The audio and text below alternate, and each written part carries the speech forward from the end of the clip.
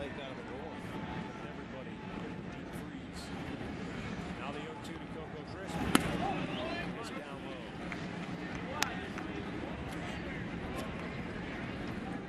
The series back in Kansas City, but he did draw a couple of big walks in the series.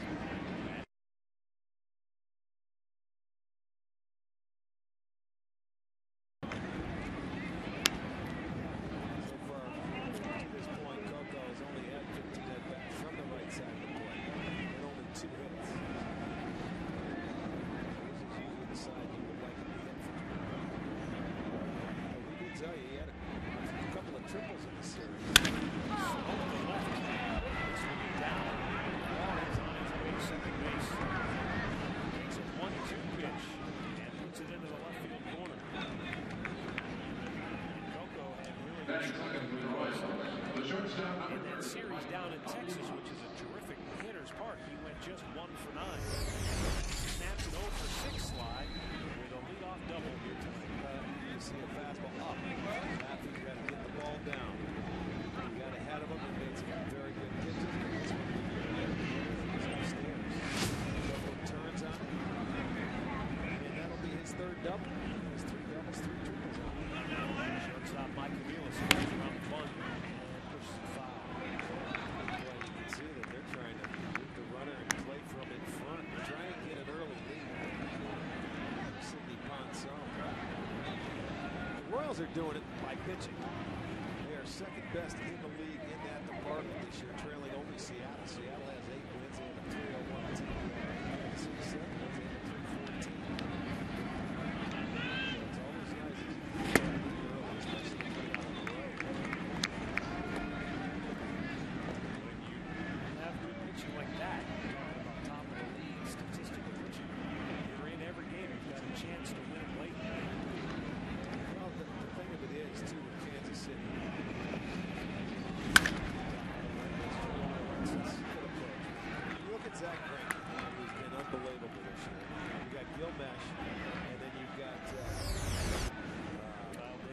Davis. Those 3 guys are 7-2, but their 2 losses, the bullpen gave up the losses.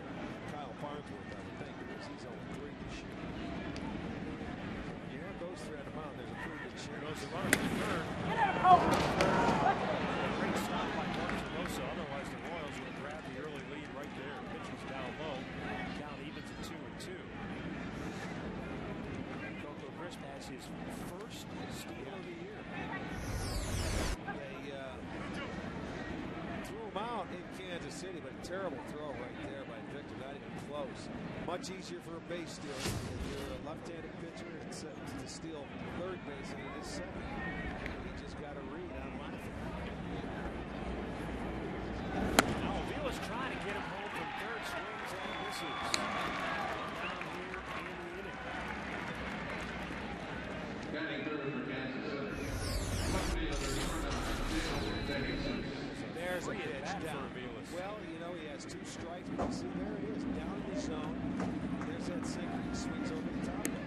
It's aggressive. He wants to try and get that guy into 3rd base. Good pitch by Locke. Now here's a particularly tough out for the Indians, regardless. David DeJesus, who swings the bat well against the Tribe. He's got that runner at 3rd with 1 out. Infield back in 2nd, 3rd, where DeRosa plays even with that. Stopped by Victor Martinez. You see DeRosa over at 3rd base. Anything hit hard to him, such as a slap shot the other way, will either be able to hold Coco Crisp at 3rd or come home and get him.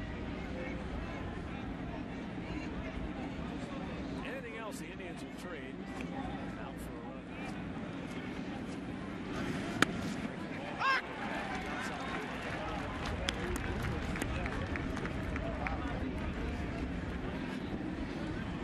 Lafayette, former 16th round pick of the Indians. Allegheny High School in Foxborough, Maryland.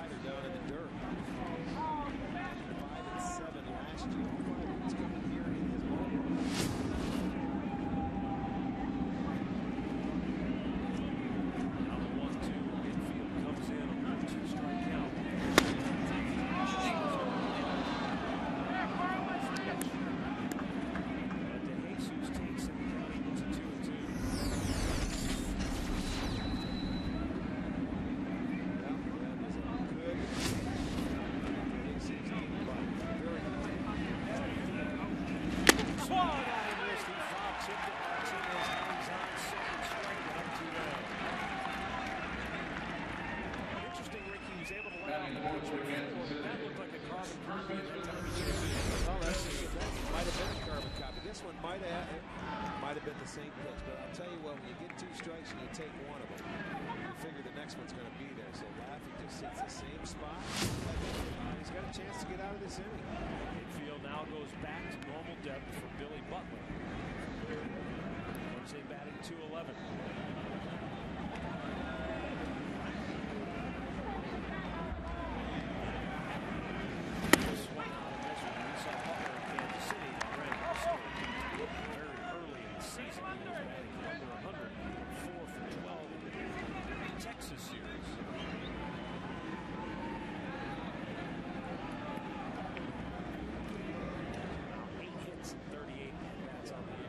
Off to a terrible start. One for 17 when we saw him in Kansas City.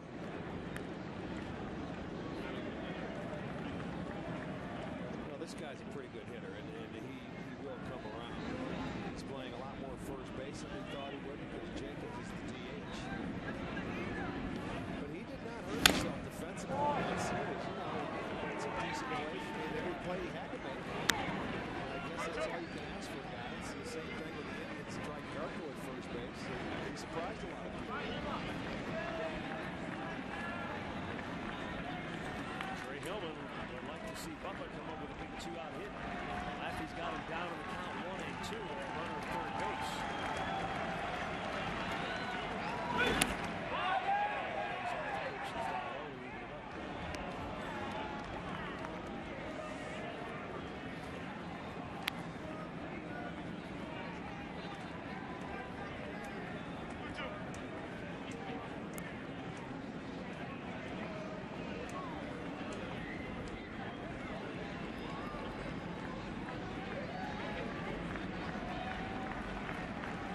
Now the 2-2 pitch. Stop by Martinez to keep that one in front of him. The count goes full. That's one thing Butler has at the plate. He's got a good idea of the strengths, and although he has walked under 5 times, struck out 9. He's remaining patient. You've got the left-hander Martinez on deck, so there's no sense in really giving in. You go at him hard and see if he'll chase your pitch.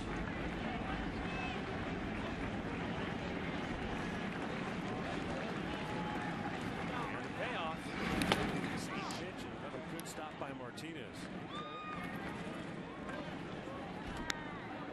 First and third, 2 down for Martinez. Let's check out tonight's injury report brought to you by the injury lawyers.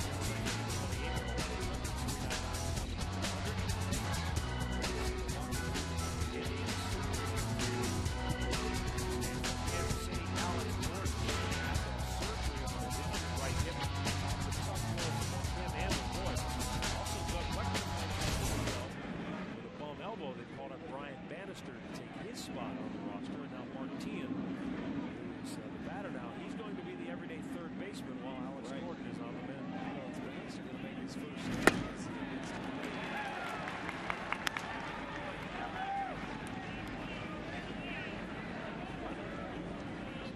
Shaking things up a little bit.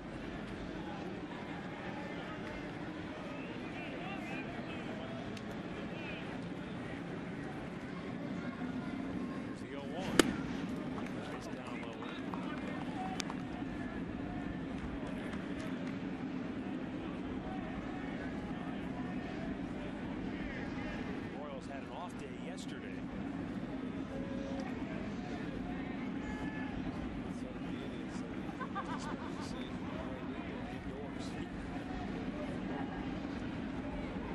On 1 pitch to T.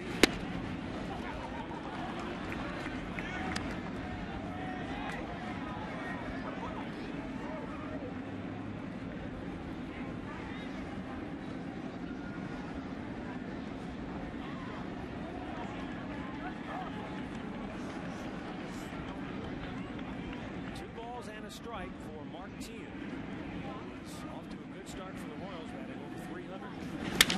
Slows this one to left field. That's a base hit. Martinez scores from third on the 2-out RBI hit. Stopping at second. Butler for Martinez.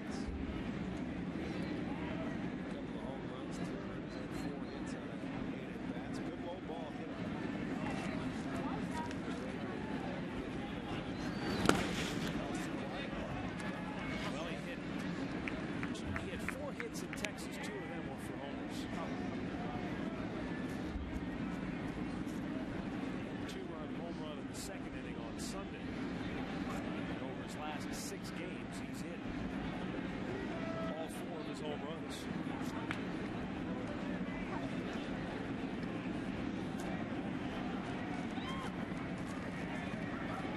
Here's the 1-1. I got it. Pop foul, and this will go out of play.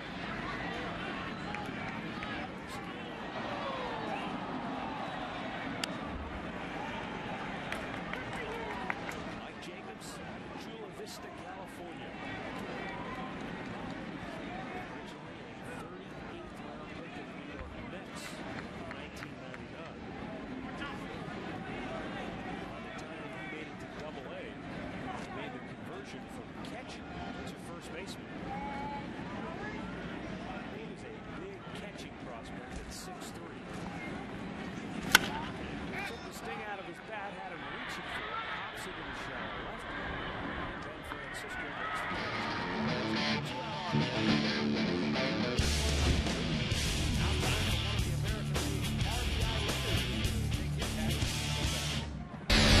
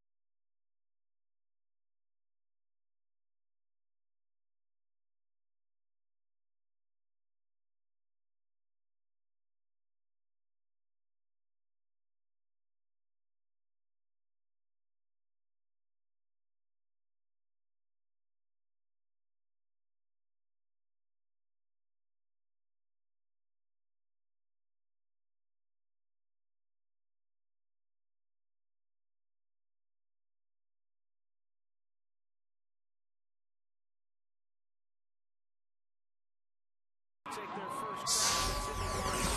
Aaron Rodgers starting out against Progressive Insurance. I'll be the official auto insurance provider of the Cleveland Indians. Sizemore, DeRosa, Martinez, after Peralta and Chu, Marco, Francisco, and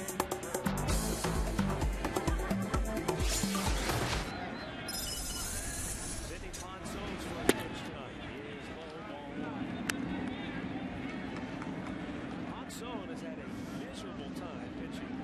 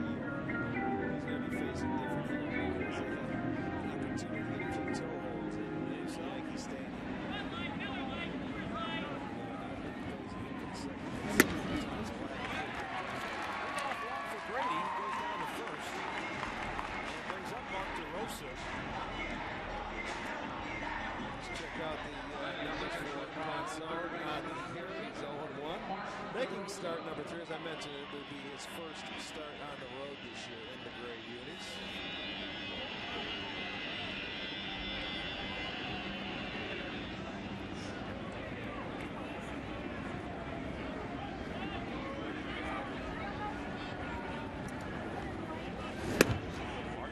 Takes a strike. DeRosa with 15 runs batted in comes in tied for second in the AL runs batted in.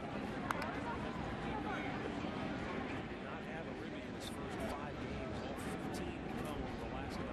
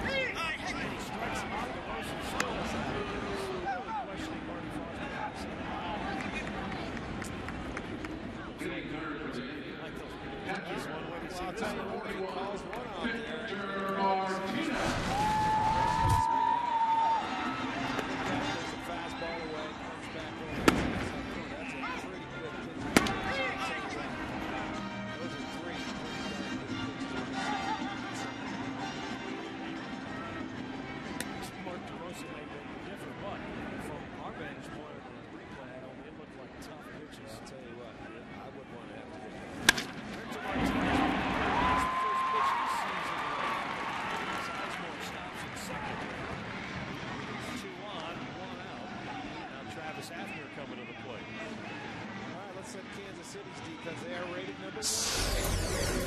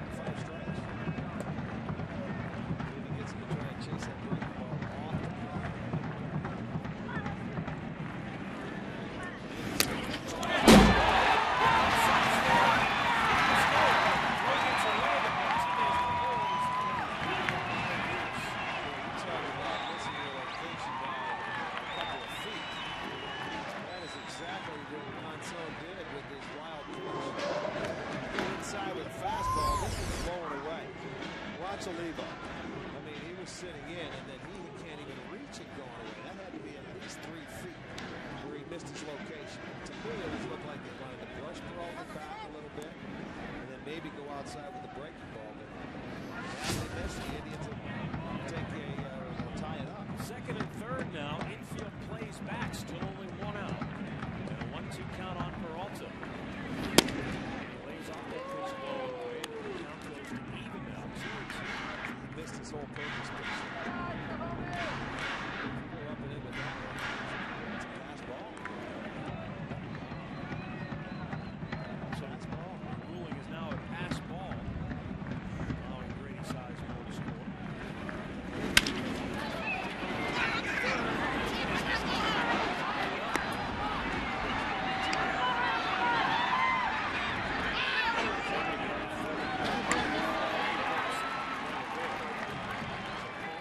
Second half goes to third. Martinez stayed in the rundown long enough. Enable the Indians to get those runners in the score. Batting sixth, Roy Baylor, number 17. That's his job. Third base trying to score. He's right in the infield. He's coming home. Good job. Up in a rundown, and that hitter has got to hustle out of the gate and get down to second base. It did happen, so Victor did his job. There's not much you can do. It's a little weak ground ball. His job as a base runner is to get the run. There's still second and number 2. Shin-Soo Choo, the batter, hitting .279 on 3 homers. Woo! It's off the plate. If you go into Shin-Soo Choo, you've got to go in off the plate and miss it, because if you miss in the strike zone inside, he's had such a good bat. We've seen him hit some tape measures. That's great for him. He's right now, man. He's got a very good plate coverage. He hit that chimney long. Left center field. Wasn't turning over on Sunday. Jay Burnett fastball inside. He turned on it. So well, he certainly had him in that series.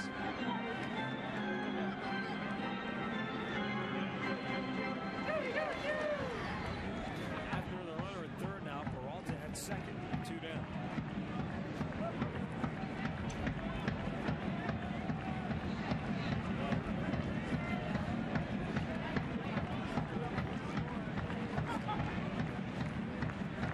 Indians have tied the game, looking to take the lead here. 2 balls and a strike. It's amazing. He's been a completely different pitcher against the right-handers. Yes, he has.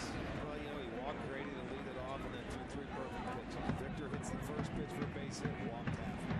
And then he, really overmatched Peralta in that situation.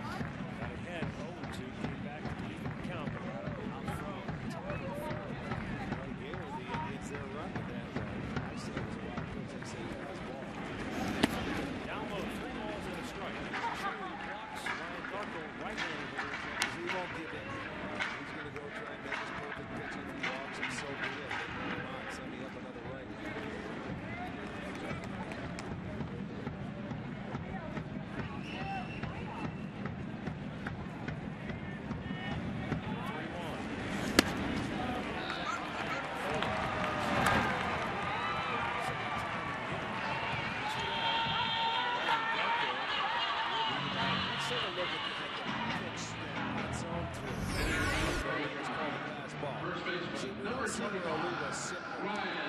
Just going to see the pitch, but he was so far inside, and he's got to go over a foot outside the plate. That's over 3 feet. I mean, that's a tough pass ball. Maybe he should have been a little more nimble, maybe anticipated the bad pitch. He missed his target by the time.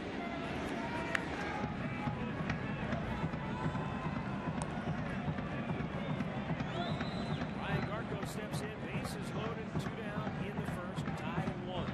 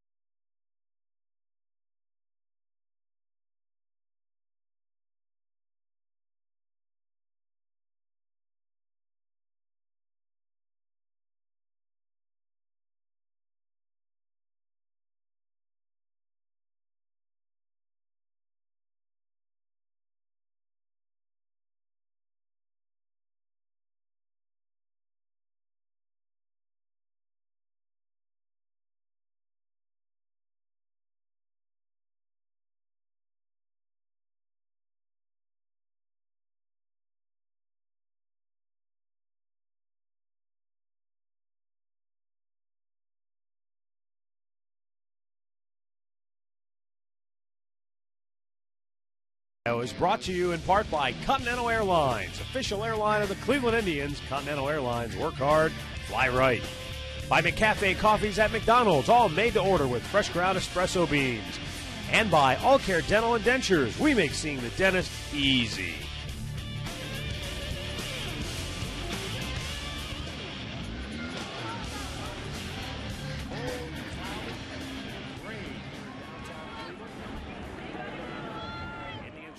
Tied at 1. Here's one of the second inning.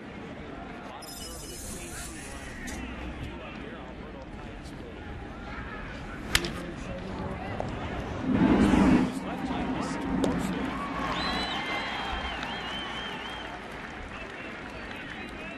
Check out tonight's All-Tel textbook question of the game. Back to Sunday. Boy, that's a tough call. It's a loaded question. Oh, get it. Do you think fan interference should have been called? Maybe after this question we can put it to rest. All in favor of that. You know what the answer's going to be. Well, Murphy vote.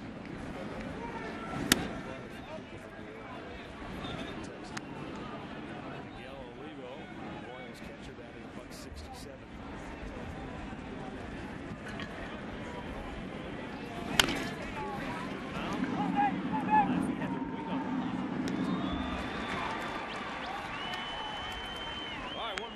Disputed on Sunday. 4 years of textbook.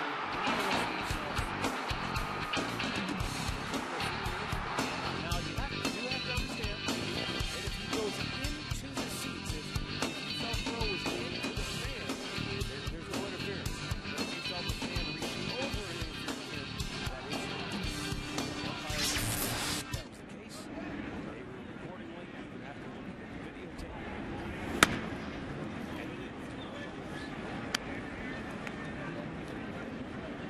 Willie Bloomquist playing in right field tonight. Utility guy can play a little bit of everywhere. And he takes a strike one on the hill.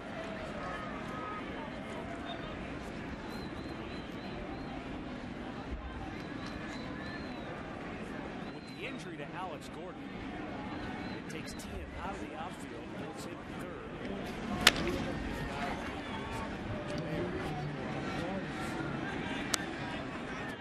Well, that's unfortunately, you're going to see the depth of Kansas City now. You have a couple of players on that DL that are, offensively they can certainly use them as a middle of the lineup hitters.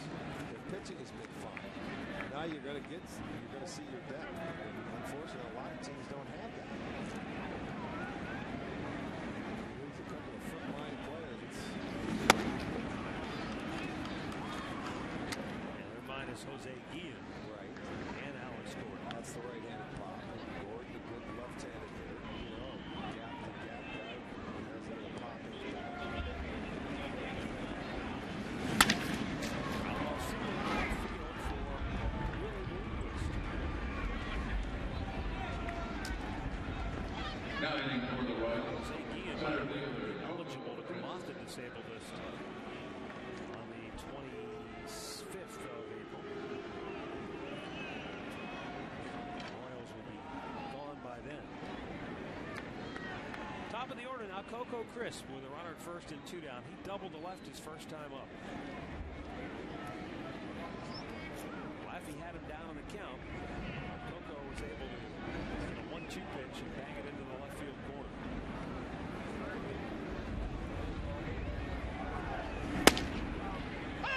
And a first pitch strike.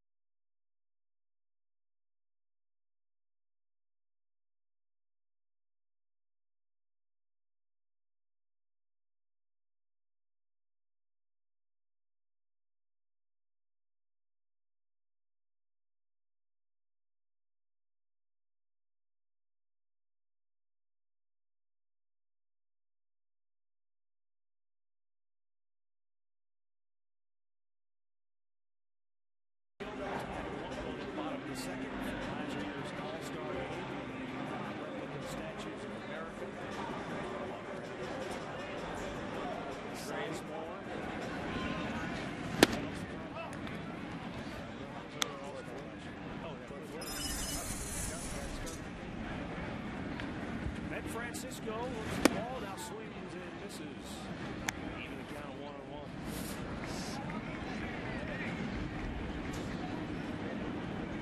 Series into back heated up.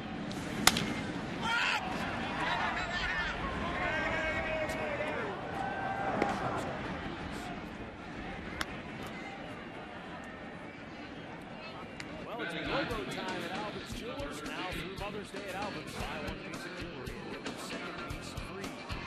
Support a Cleveland-owned family jeweler. Visit alvinsjewelers.com.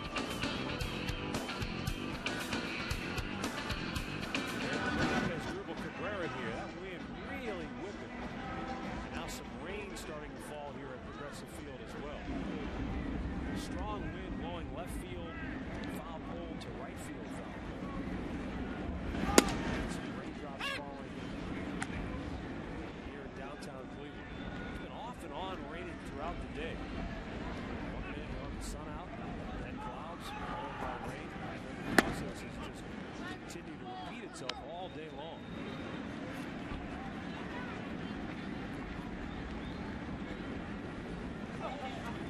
1-1 delivery. Outside 2 balls to start. You can see from that camera, Brandon Hanky, the Indians groundskeeper, he's on the phone right now, checking with the local weather experts, I'm sure, watching the radar screen. Oh yeah, on one of the dugout suites. His eye on things as Cabrera fouls it left side. Well, they said it was going to be around all night. Going to be around tomorrow too. So there'll be a chance off and on. I'd love to see his cell phone there in the homestand.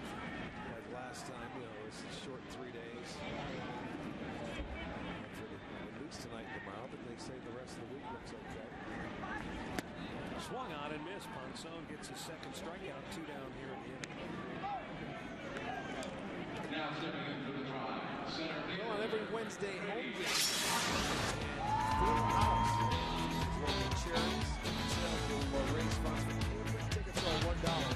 Will be donated to that charity coming Wednesday as we wrap up this series with the Royals.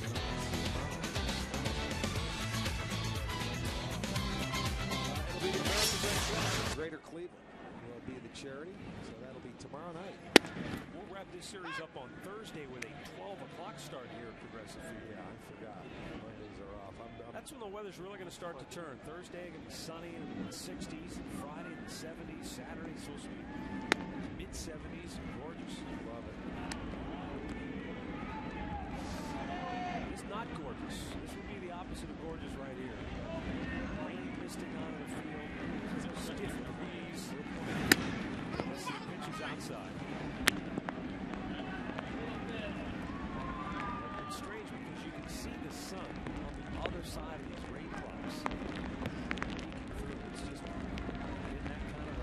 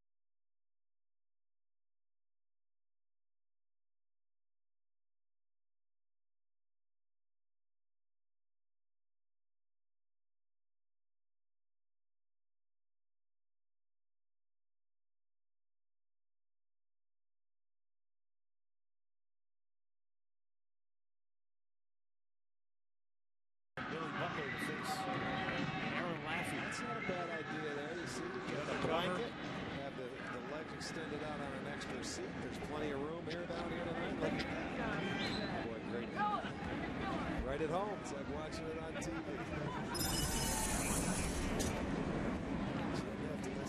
Mike, minus your dulcet tones. Here is Mike Avila, struck out his first time up.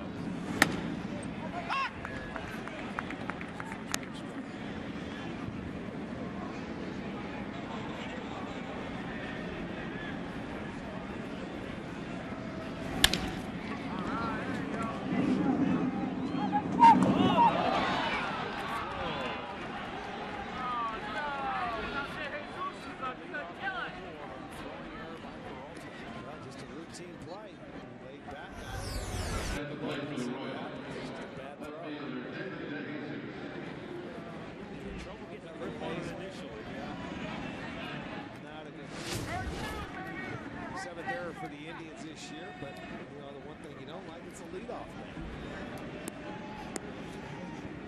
Bring up David DeJesus, struck out his first time.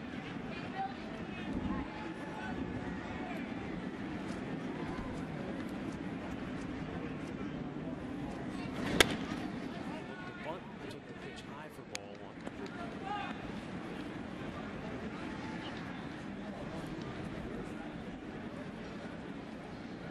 Jesus on Sunday in Texas was 3 for 4 with a solo day.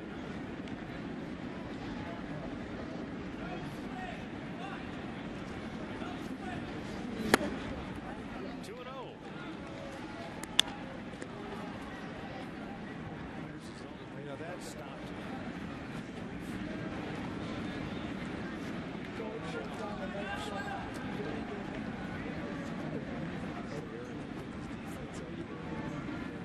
Second inning.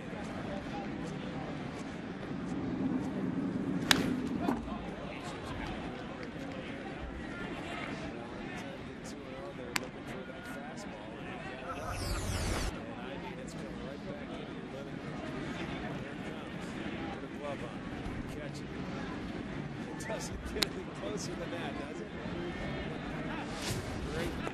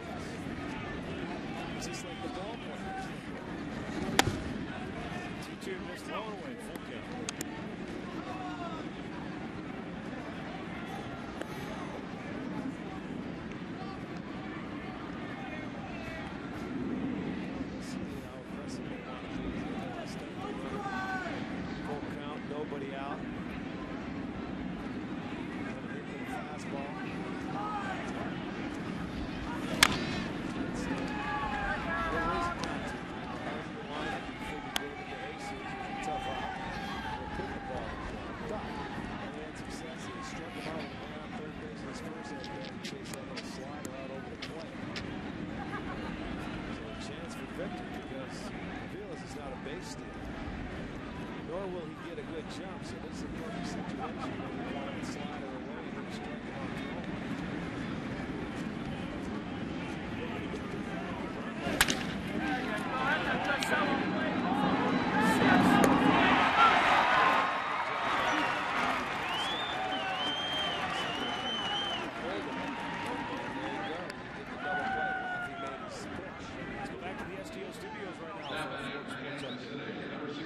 Guys, let's head to New York where the Oakland A's are in town to take on the Yankees. Scoreless in the second inning, but Brett Gardner changes that with his base hit with the pulled-in infield. 2-run score. Yankees scored 2 more in the second. They're now up 4-0. Top of the third inning at Yankee Stadium. Back to you. You just like to keep rubbing it in, huh? Can you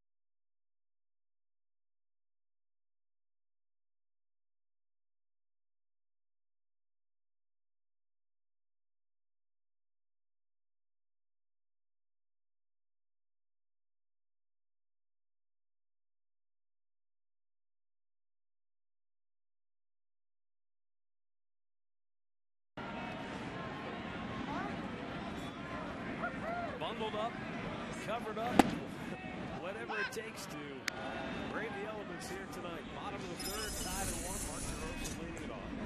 Called out on strikes his first time up. All 1 strike.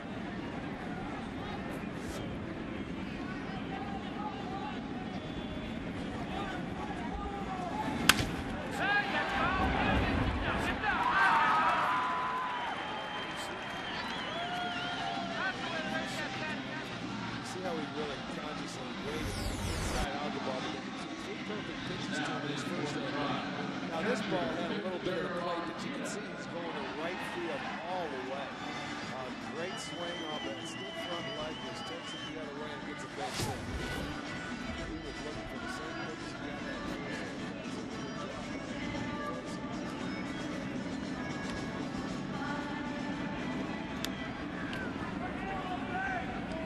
Now back to Martinez, who swung at the first base. He saw it.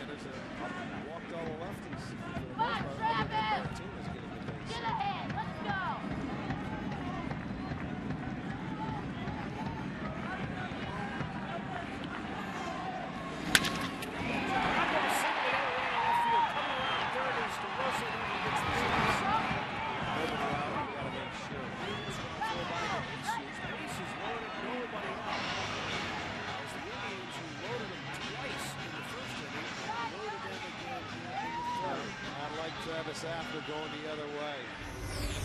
Zone wanted him to try and pull that sinker. You try and pull it, it's a 4-6-3 double play. Look at Travis going the other way. With them shading up the middle. And Skinner, you're not going to send the guy with nobody out. They'll take a chance of getting thrown out at home plate, so they will remain loaded and nobody out here in the third. It brings up Johnny Peralta. He fell behind in the count his first time up and then tapped one to third.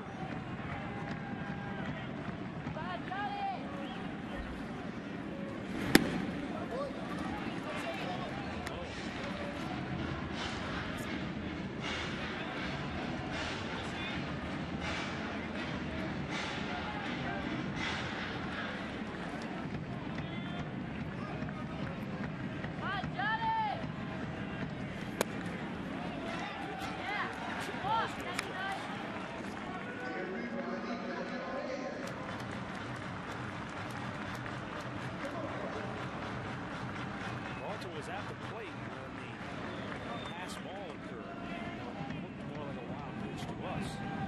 Got the Indians on the board. And then we tapped the third. Martinez was thrown out of home.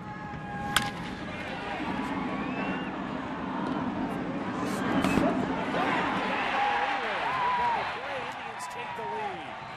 Peralta makes his 6th RBI on the year as DeRosa scores on the play. After wiped out 4-6.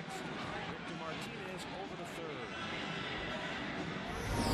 It should have been a double play ball because Asphalt makes the turn, good throw, and Aviles. I don't know why Butler over at him off the bat. Didn't look like it was that high of a throw. It jumps like it was going to be over his head, and I don't know if he had to do it or not. Maybe just misjudged. Maybe he did, but the Indians will take it. It's a run.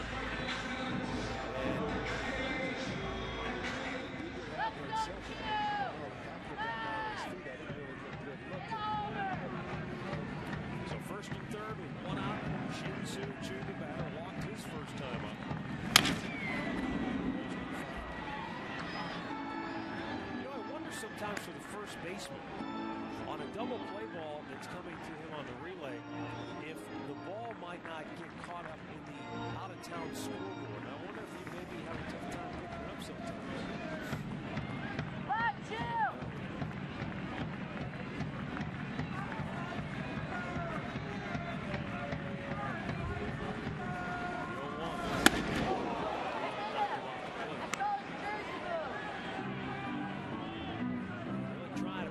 Shin-Soo Choo in and knock him off the plate because he has such good power the opposite way.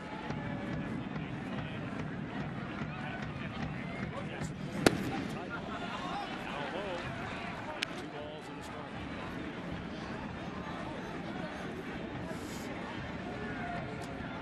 Drive on top, 2-1. Run in, a runner at third, another runner at first with one away.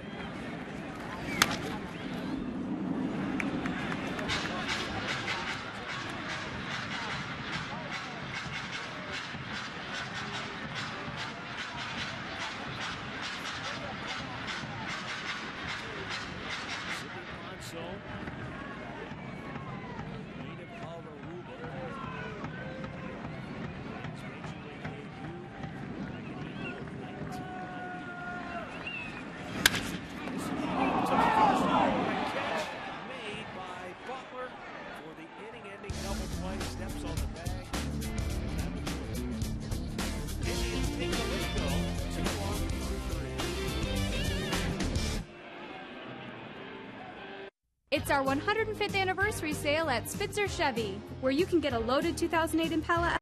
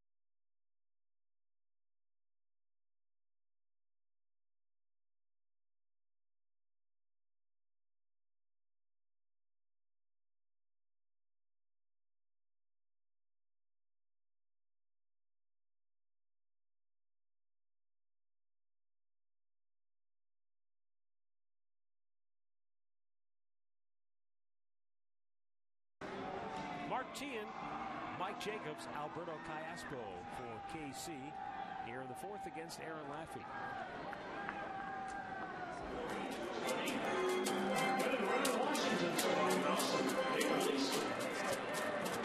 Yankees signed him, and overall he was 8-5 between Texas and New York. 5.4 ERA with 24 starts. Sidney has had more trouble off the field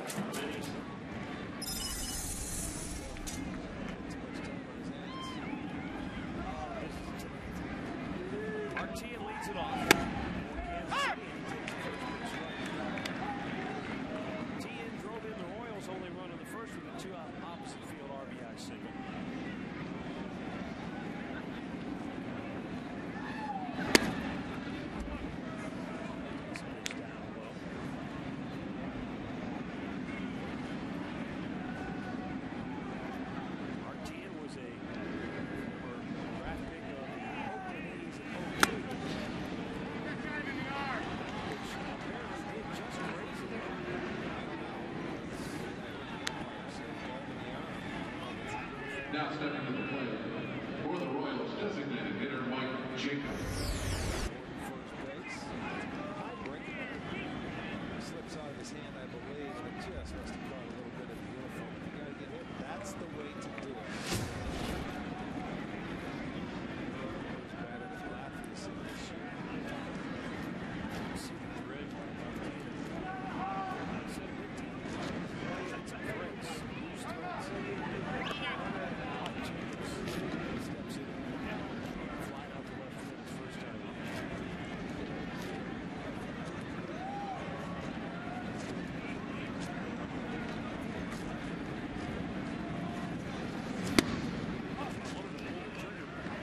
Did not swing. It's called ball.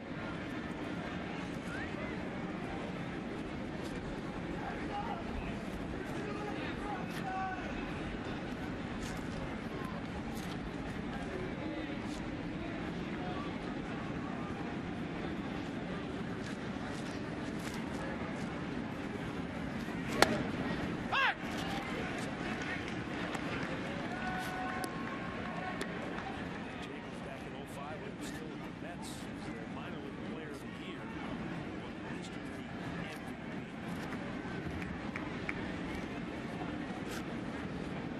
August of that same year, he hit a home run in his first major league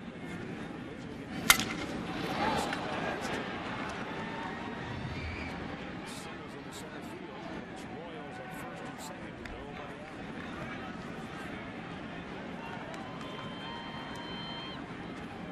And back again, number 13, Alberto Calles. That barrel went flying past Aaron Laffy. It's just the dart. That's it.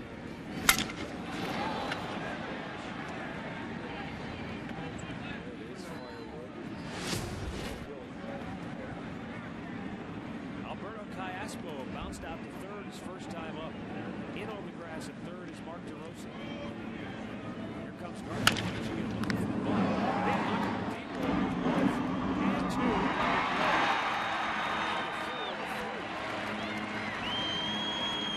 Came in case of the bunt and got a room service hop to start up here. 5:40. For the Royals, now back, number 21. You think those guys are pitching you in the corner where you take it back and go ahead and take a swing at it. He got it on the ground, but it was just a perfect one-hopper right to DeRosa, who turns it easily. So if you get it anywhere else on the ground, you may have guys moving. You may find a hole, but you hit it to the wrong spot. Now a chance for Laffy to get out of it with a runner at third and 2 away from Miguel Olivo. He hit a comebacker to the mound his first time out.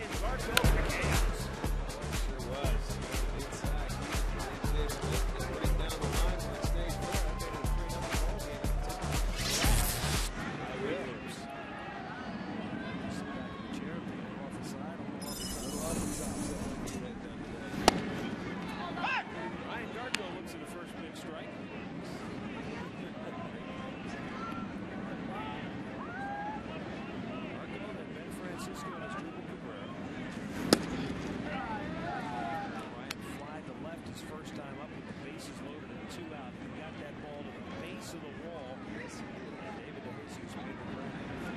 Hang and break the ball, too. He didn't hit it all, but he had anything to do to help knock it down. It was long from the left field line to right field. So it really knocked it down a little bit. It should be helped, that's for sure. 2-1 to Leonard. Unlike our 4 games in New York, where every ball hit in the air, you just kind of held your breath. Well, you held your breath when you were on defense. When you were hitting, you were saying, all right, get out of here. 2-2 to kill.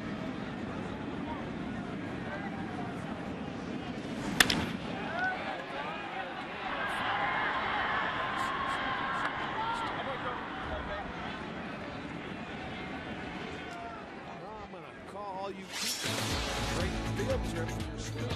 Never education day. It's coming March 13th. Game against the White Sox, a 12:05 game. Also the 28th against the Tampa Bay Rays. Game tickets are the pregame program for the KYC weather team. Tickets available. And Francisco popped up the short his first time up.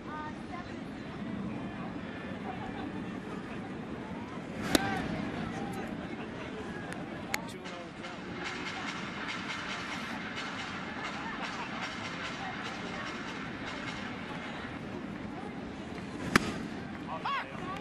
Ball strike.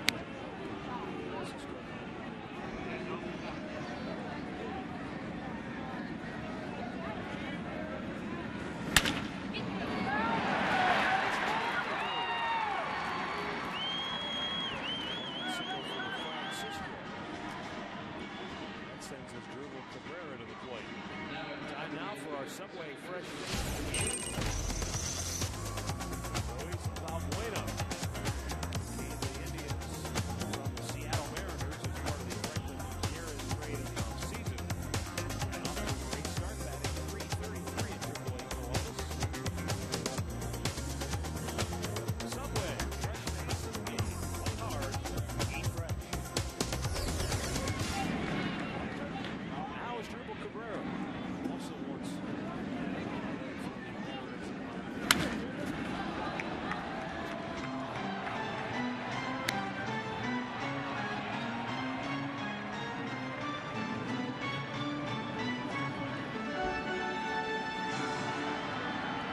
Struck out his first time up.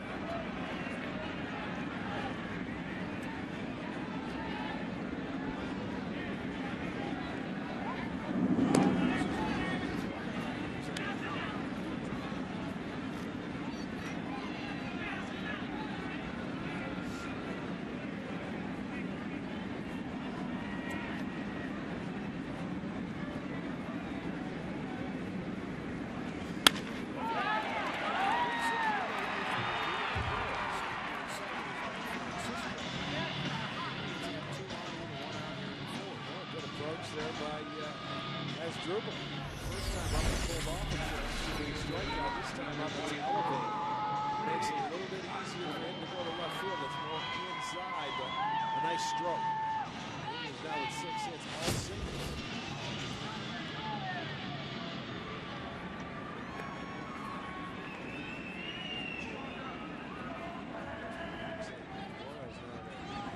Start getting that bullpen loose. 2-on-1 out for Grady Sizemore, who has walked and grounded out.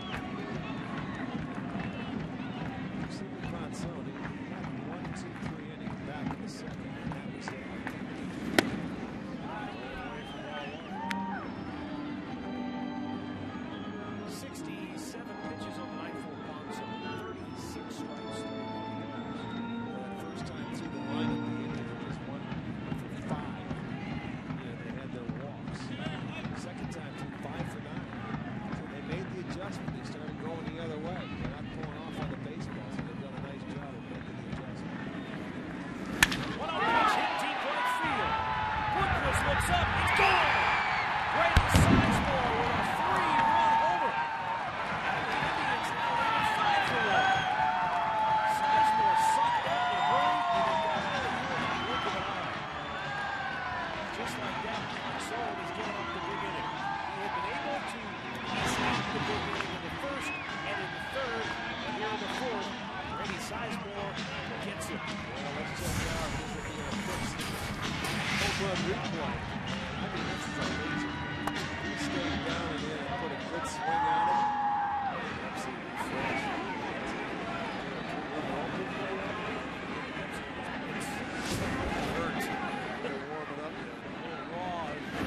Grabbing a home run ball. One thing on the pop-up, the foul ball pop-up, yeah, that home run ball had a little sting on it. That one there, you're right. That was smoked. Grady with his fifth. He's a two-run homer last year. Throws so much of the ball down low. The sound coming off the barrelhead of his bat.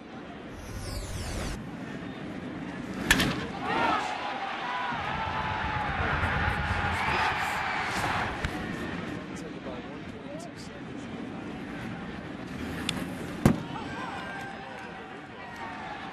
3-0 the count on DeRosa.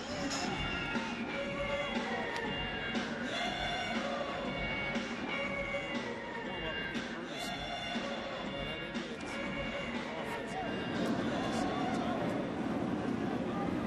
As always, it's not easy to pitch against the same team 2 times in a row. I don't care who you are. Because they will make adjustments and you're going to have to make them. He struggled that first inning with the walks, and now he's walking the right-handed, so it's his 4th walk. Robert Porter, pitching coach, going out to talk with Mark Sorum, who's working some time to warm up. And less time to remind you that this Saturday, we'll stop by the Lincoln Wizard in Lakewood. Starting at noon for the ClevelandFan.com and STO Draft Party. Lincoln Wizard has over 35 televisions, beer, and food specials. There's free bowling from noon until 6. Free Wi-Fi for those who want to bring their laptop and follow the draft. NFL Draft Party this Saturday at the Lincoln Wizard in Lakewood. Robert, what? I don't think so. You bring your laptop and start Twitter to everybody where you are. You know, I might anyway. Multitask. Might do that. I think you will. You show up and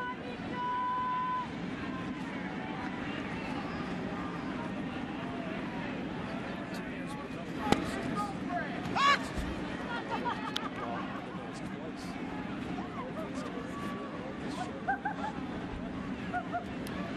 Draft is one of those things that's fun for a couple of minutes. Yeah, when your team has to think it's fun. Get the pick and then you move on and then you got a lot of time to wait.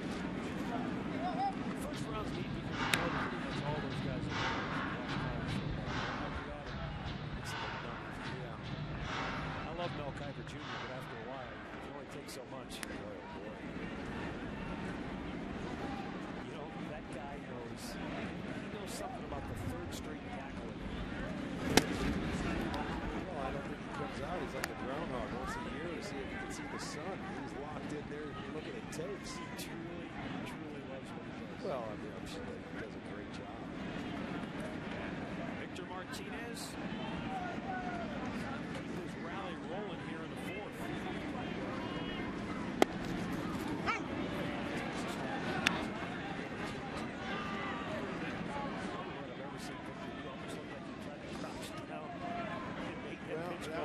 That was a good change up there. He was fooled by it, so why not try and duck it? Fastball the first time and a breaking ball second time. You know, that's something we don't see anymore. I remember guys in your era doing it.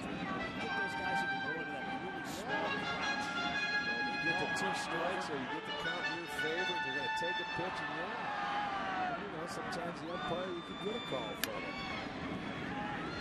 But you see, nowadays, the strike zone's not as high, you know, and it's tough to duck pitches because they don't call strikes above the belt anyway. You know what I mean? So it's, if you're going to duck it, you got to be like Eddie Goodell. You got to be about 4'6". Wear the number half on Now your back. we got to bring Cy up to him. Yeah, it's tough to duck a pitch now when it's way side for a strike.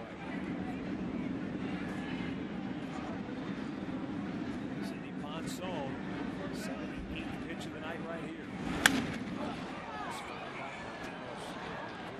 That's the one he tried to duck earlier, that changeup, and that time he had a good rip on it. So it's the second time he's seen it in that at bat. Nobody's telling him that was a strike, right? No, he should have hit it. I think it had just enough tailing action that it might have. He let him get deep into the zone too. That's 2 strikes. That's a big swing. It was a changeup. He was back on it. 5-1 Indians lead here in the fourth. The other way, slicing. Victor gets locked in. It's tough to strike him out. He puts the ball in play. He finds a way to get the barrel of the bat on the ball. When he's locked in like he is right now, it's almost like until he gets his pitch, he just plays pepper with anything else you throw up. That's a breaking ball. And he's going the other way because he sees it so well. He knows what he wants to do. This is 2 strikes now that he's fouled off a couple of good pitches. DeRosa at first base. That was into the right field for the 3rd time tonight. He's 3 for 3. DeRosa stops at second. And they do it too. I'll tell you what, that is a great at-bat. Victor Martinez, it doesn't matter what you throw. He's seeing the ball very, very well. He wanted to throw the fastball by him in. He hit everything that Ponson had to offer. And there's that sinker, little 2-seamer that he's left up, and Victor stayed back and just tallywhacked that one. 80 pitches will signal the end of the night for Sidney Ponson, and the Indians lead it 5-1.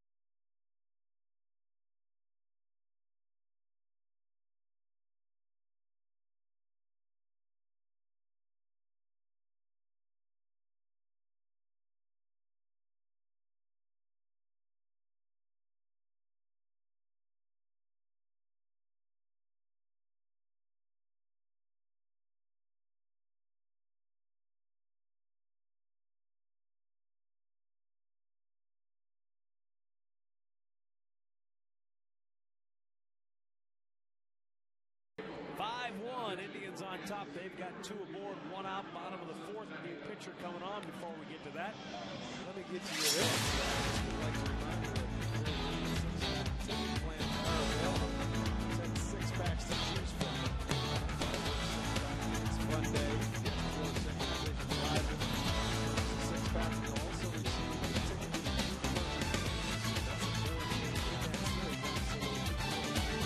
the Indians.com for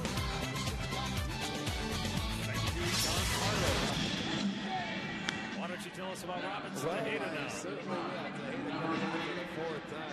He's pitched up. He's actually pitched very well. The right-hander used to be in the Texas organization. Look at that. 7 punch-outs and 3 2/3 innings. He's got a very good arm.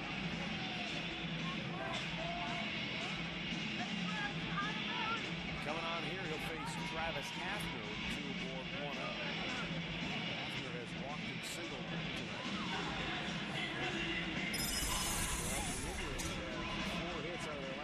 Hitters, DeRosa had a chance to catch the walk. That did it for Sidney Ponson. He gets in his 3 1/3 innings. So a different night tonight than it was last Wednesday when he was matched up with Aaron Laffey. Indians starting to take it the other way. They really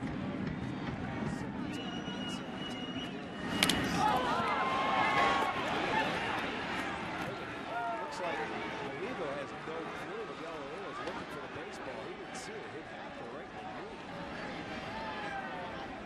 honest with you, I never saw it either.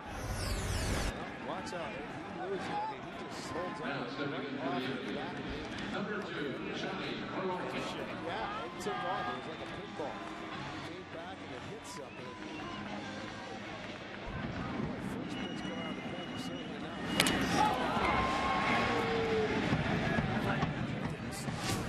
The bases loaded. Johnny Carlton, 8th man to bat of the inning. He's batting for the 3rd time tonight now.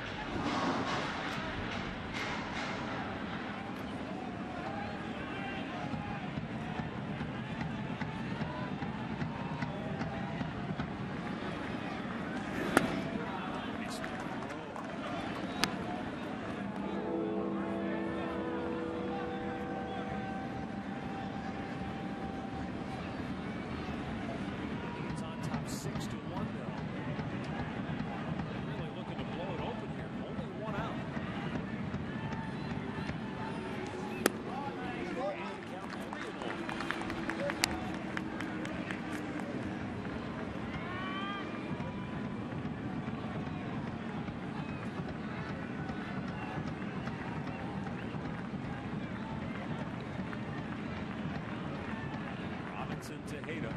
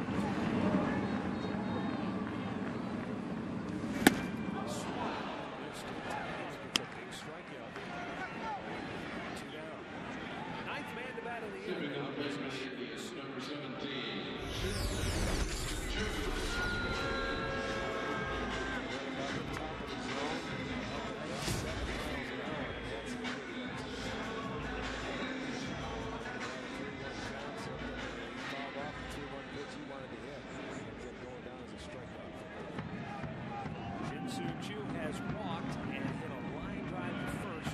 Resulted in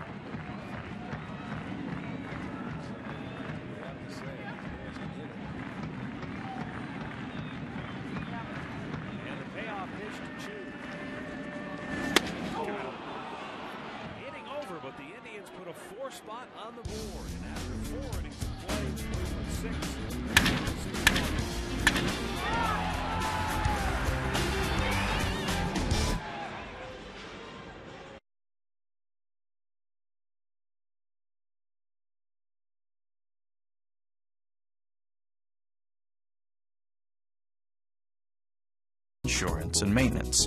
Plus, it's remarkably fuel efficient. Add in the fact you can get it for $149 a month. The name value package just makes a lot of sense. Both kinds. Go to Edmunds.com for an independent report on the true cost to own a Civic. And then see your Honda dealer for great leases.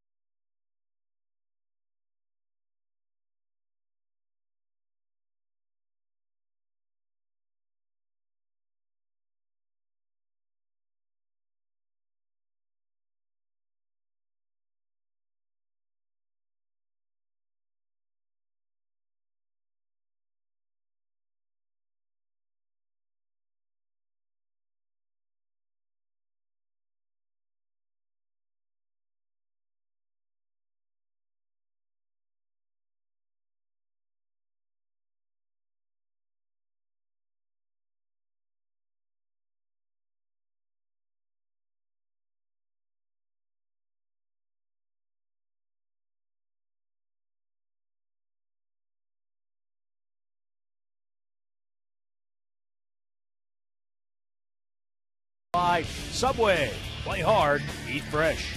By AM/PM, too much good stuff.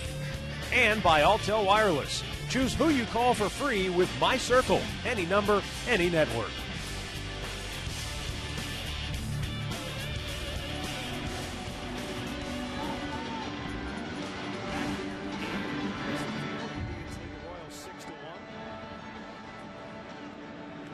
We're having a high-level meeting up here with STO CFO. Well, yeah, Dave stopped up to say hello.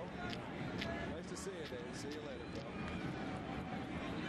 Make sure debits equal credits, Dave. Oh, he will.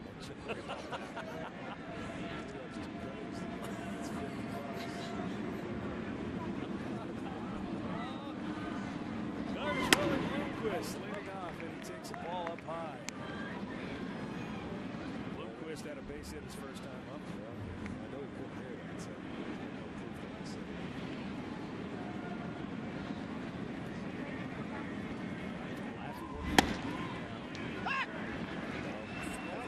This Chanel Barron maybe he's really settled down since that first inning where he's gotten aggressive. You know, that third inning he couldn't help it. Johnny made an error to lead off inning, got the double play ball. He hit a guy his own fault last inning, got another double play ball. So he's been very aggressive. Look at this guy swing the bat, and a 5-run lead can help him get even a little more aggressive.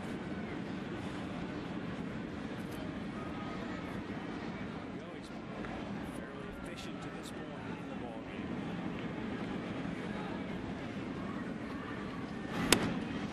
Just missed outside, 3-1.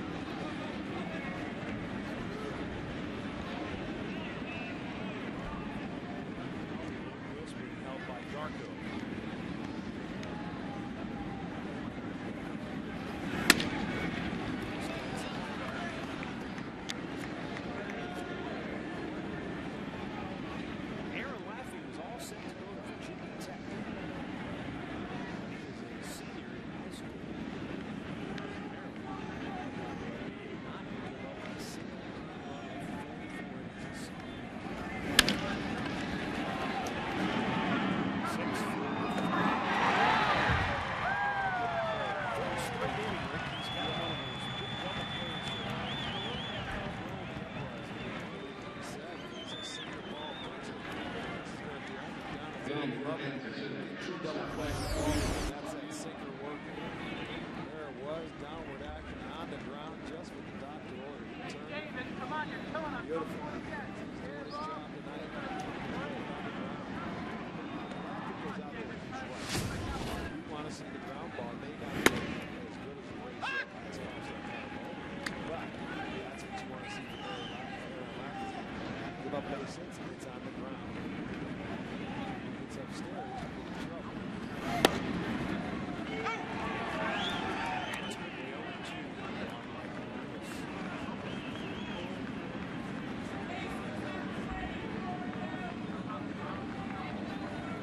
And the two-strike pitch. Anyway, Laffey was all set to go to Virginia Tech, but then the Indians drafted him right out of high school, and even though he wasn't a high pick 16th rounder, he felt like he was his pro career started. Pretty good decision, because 4 years later he's pitching in the postseason for the Indians. Well, it's an individual thing. Some kids may want to go to college, other kids may know what they want to do in college. It's his first strikeout of the night.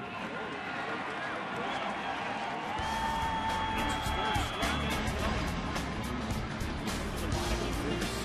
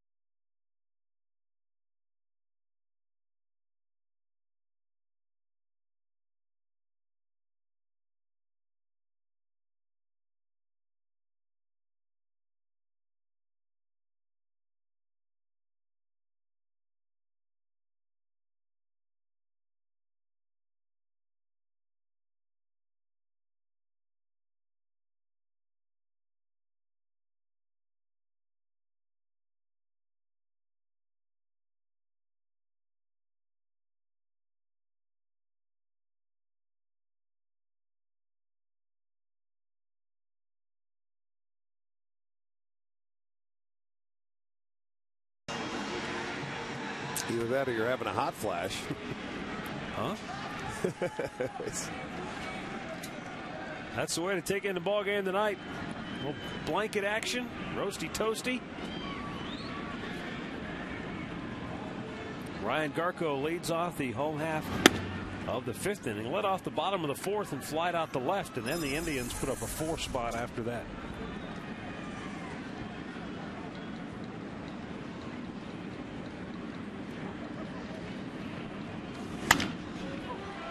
Out of play right side.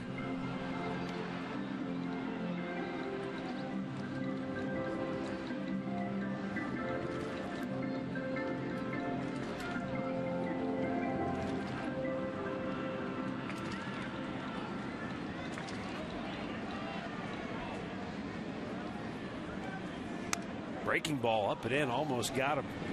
And Garko gives ground grudgingly at the plate. No, that's why he gets hit so much. He doesn't move on pitches inside. He'll be the first to tell you. He just stays right there. He has that protection on the elbow. That's one reason, I think. But he just doesn't give in. Called strike inside corner from Tejeda. And let's face it, too, on a night like this, you don't want to get plunked by a guy throwing mid-90s. I don't want to get plunked on a 100-degree day. Kind of guy throwing mid-90s. It doesn't matter what the temperature is. It's going to hurt either way. Maybe a little more so. The sting factor maybe more so in a cool weather night like tonight. Ryan stays alive, fights off that pitch.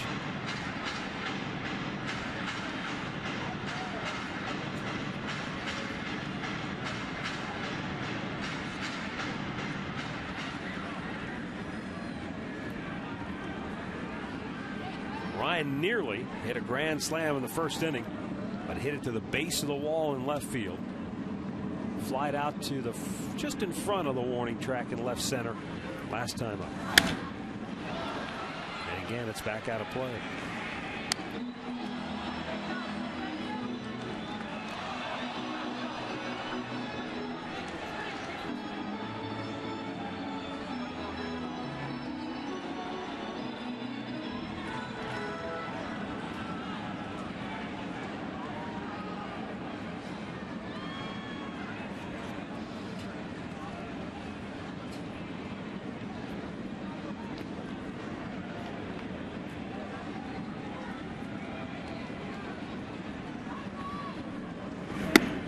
Missed down low with it, full count. So a good at bat for Garco to fight off some tough pitches. But you see what happens. He's back into that groove now. You get 2 strikes on Ryan Garco, and he doesn't care, man. He's still got a good eye at the plate. He works his way back into the count.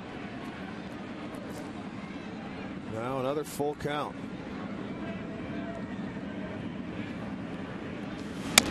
And it's ball 4. So the leadoff man aboard for the Indians here in inning number 5. Third time tonight they've had the leadoff man aboard. Well, coming this Friday, the Minnesota Twins will be in town, and guess what, Matt? Very first fireworks show of the season. We're going to bring it to you. Post-game show set to all of your favorite rock and roll songs. You bring a Pepsi can and receive a half-price ticket in the bleacher mezzanine or the upper box. It'll be Friday night against the Twins. First fireworks show, and for every Friday home game to follow. Ben Francisco looks at a strike.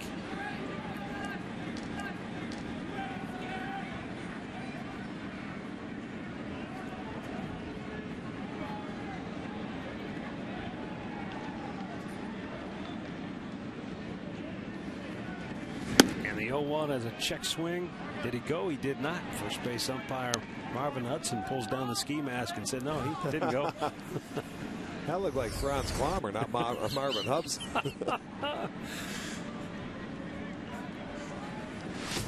It's not quite that cold. The 1-1 to Francisco.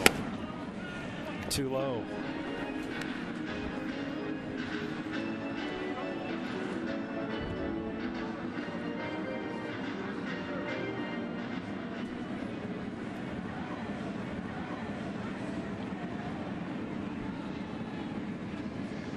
Francisco trying to turn around a Tejeda fastball. He's got a quick enough bat to do it. Oh, and he almost came down. He caught a cleat. That's a balk. He caught a cleat, I think, on the back foot as he was rotating to throw that ball home. Maybe that foot that was in that rubber, the back cleat, caught the rubber.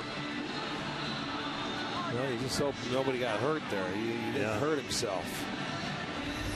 Once he sticks to that, watch his road. Oh, the front foot didn't slide out. It caught a cleat. You know, I've seen guys in the past, you know, in the back of their mind, even when they catch that cleat, they're still aware that they've got to throw it, and they'll just let it go. Yeah. You see some bizarre-looking deliveries. Yeah, that's true. It's happened. I mean, it's a catch-22. You throw the ball, you don't get the balk, but the ball gets away from the catcher, and the runner still goes to second base. If not third, if it stays in play, no matter where it goes. Ramirez is he was due to start tomorrow. They bumped him out of that rotation for Brian Bannister, who was called up. 3 balls and a strike now on Francisco.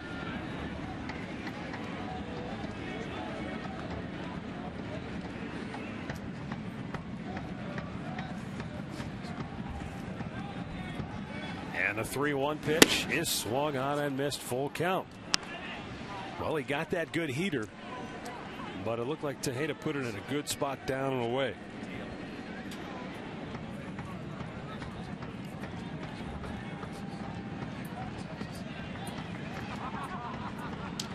And now the payoff pitch. And he struck him out looking. So Tejeda comes back to get Francisco for out number 1. Another check of the Alltel text poll question of the game. Going back to Sunday in New York, do you think fan interference should have been called on the home run? 1 for yes, 2 for no. Text your answer to 31962. We'll have the results coming up in a little while. Runner at second, 1 away is Drupal Cabrera, who singled and scored in the 4th.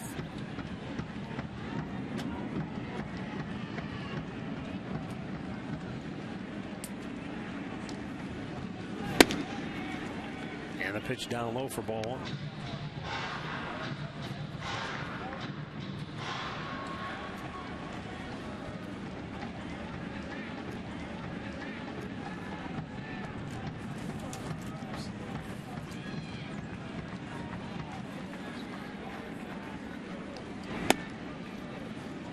Didn't miss by much, but the count is now 2-0.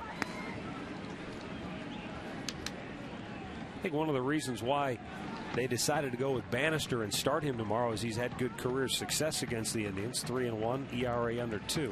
Well, he was working for that spot in the rotation. Maybe they just wanted to get him, back on track a little bit. His game is throwing strikes, and all feel and control. Ramirez, who the left-hander's out there throwing now, off to a terrible start in his first couple of starts, and he just hadn't pitched well. So, they want to give Bannister a chance, who was so good for them 2 years ago. Ball 4. So Tejeda gets a strikeout, but he's also walked a pair in the inning. We'll go back to the STO studios for a Ford Sports update.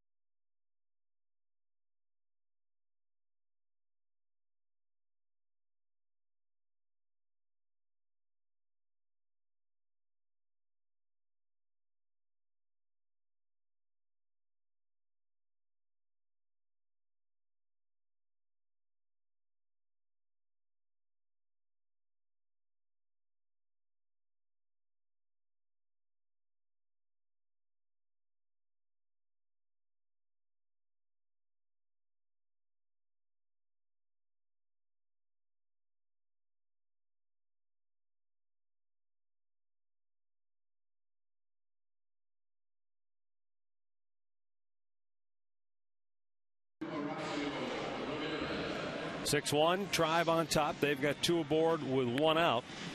And the new pitcher for KC, left-hander Horacio Ramirez. Well, Ramirez has made 1 start for them. I believe it came against the Yankees this year, making his 4th appearance. For Ramirez in his 5 2/3 innings, giving up 12 hits, 7 runs. He has walked 3, struck out 3. So I think that's one reason why they wanted to bring up Bannister and give him a chance to start. He's a left-hander out of the bullpen. Grady Sizemore.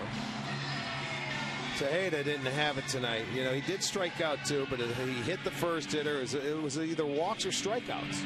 Yeah. You know, you hit a guy, you strike out two. You walk one, strike out one, walk another one. So it's kind of like what you talked about earlier. I mean, when you've got great command, it's one thing.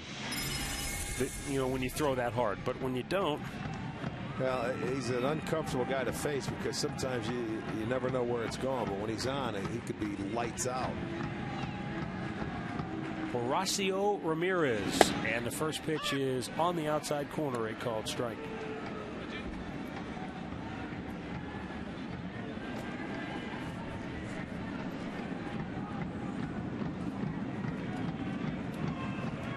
Grady with that line drive homer to right field his last time up. This one's hit pretty well to deep center. Coco Crisp going back. He'll make the catch. Garco will tag at second. He'll go to third. Indians at the corners, but now 2 men are out.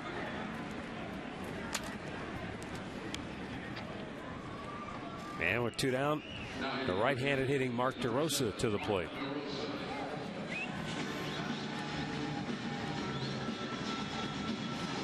Indians lead it 6-1 here. Batting in the 5th. They've out-hit the Royals 8-4.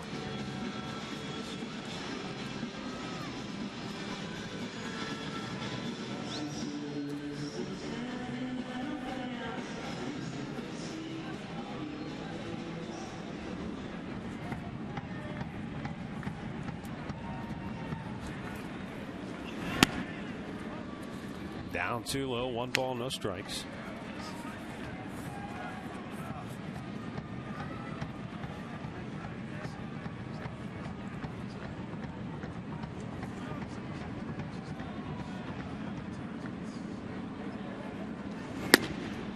Missed away, 2 balls, no strikes.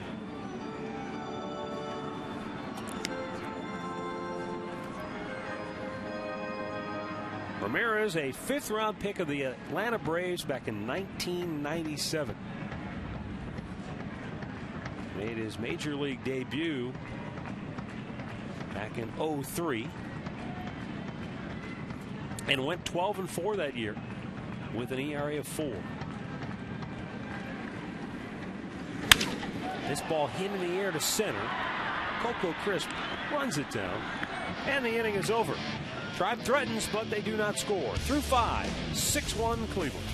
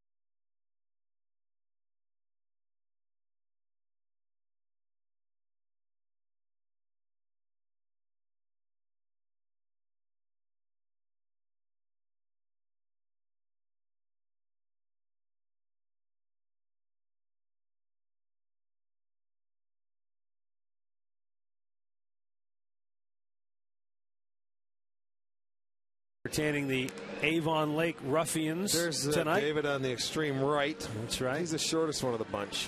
Andrew Perry and you know all Bob those boys? Mikulich. Are they your neighbors? Yeah. Okay.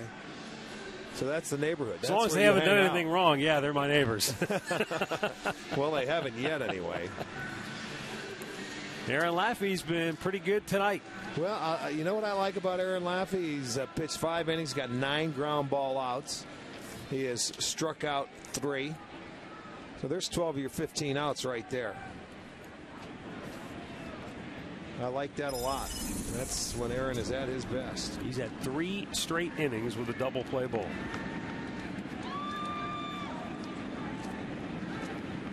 You know, it used to be everybody calls that the pitcher's best friend.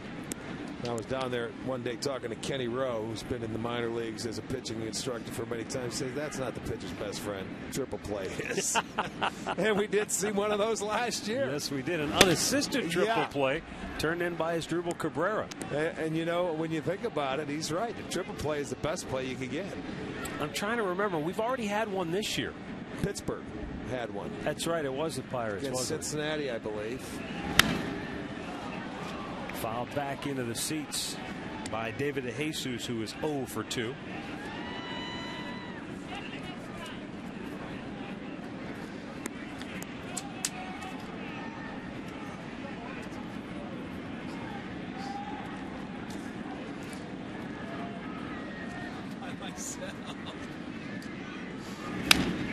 Shoots it back to the screen. 1 ball and 2 strikes.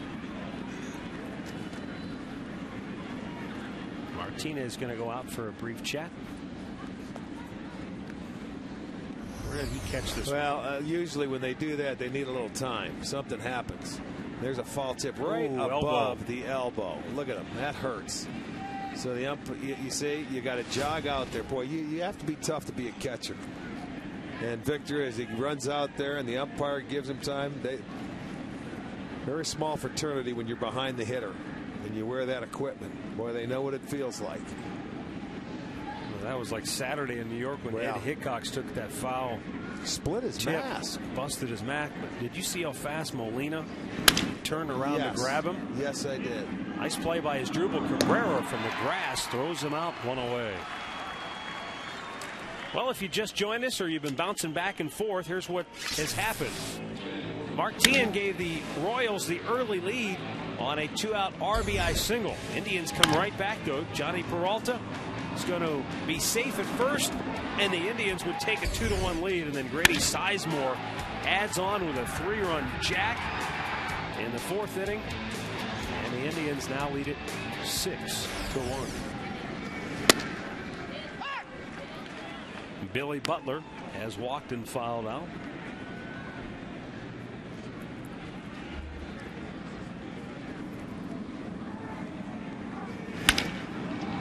Base hit into left field, solidly hit.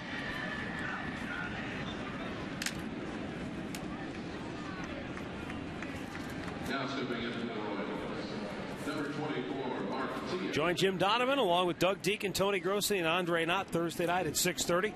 Special draft edition of Sunday Strategy.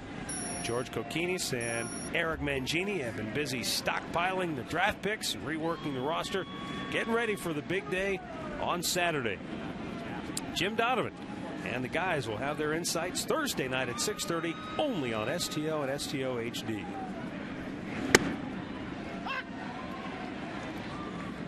Martinez has an RBI hit, and he's also been hit by a pitch. Barely. Yeah, that's true. Well, if everything goes accordingly, Laffey should get another ground ball. Get a double play and get out of the inning. It would be 4 consecutive innings. What do you know? Thank you. Once again, I'm just sitting next to Karnak. We go to the bottom of the 6th.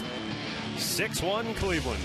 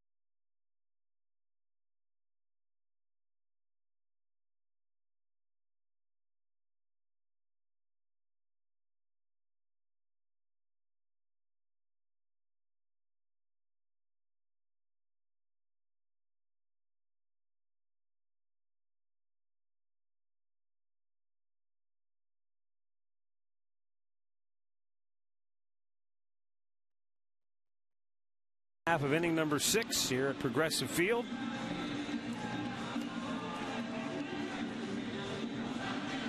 Aaron Laffey has pitched a dandy so far tonight, and offensively the Indians have been busy. They had a run in the first. They had the bases loaded twice in that inning. They had them loaded in the third, tacked on another run. And then in the 4th inning, saw Grady Sizemore hit a 3-run homer and tacked on another run on a wild pitch. Victor Martinez looks at a ball up high. Well, he's perfect tonight, 3 for 3, all from the left side. So he said, let's go over and switch around, see what I can do from this side of the plate. This year, Victor hitting .333, 3 for 9 from the right side.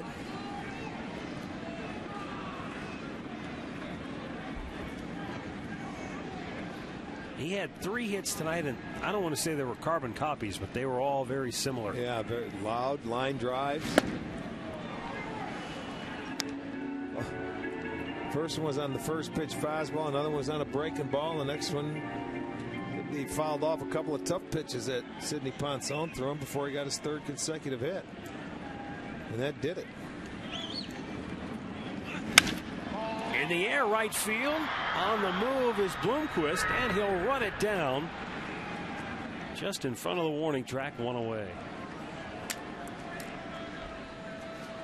Well, tickets are now available for the all-new AM PM all-you-can-eat seats. Your upper reserve ticket includes unlimited dogs, popcorn, peanuts, nachos, and Pepsi products. Tickets are $32 each. And it really is a nice value. Visit Indians.com or stop by the Indians team shop or the ticket office right down here at Progressive Field to get your tickets.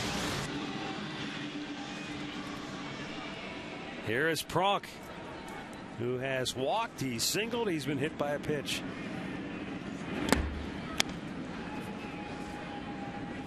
I'm going to send out a little hello to one of our friends, Kenneth Crayley, who's a big fan, watches the games on STO.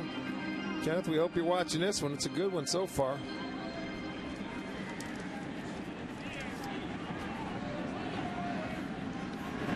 Hafner takes a strike. I'm sure a lot of folks are bouncing back and forth between the Indians and the Cavaliers playoff game. Cavs are they're off to another good start in the first half of that ball game. To be in command as they go to the break.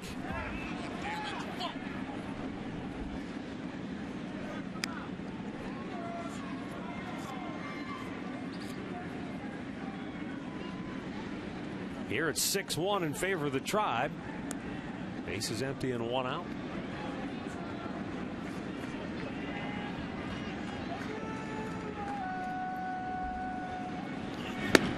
And a called strike to send Hafner to the bench.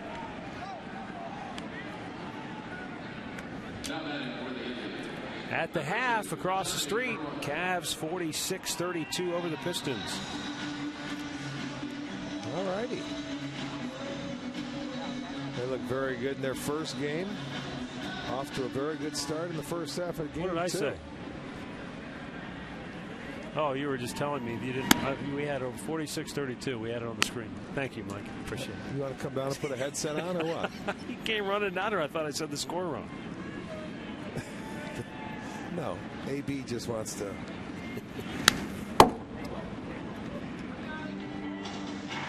Just wants to meddle.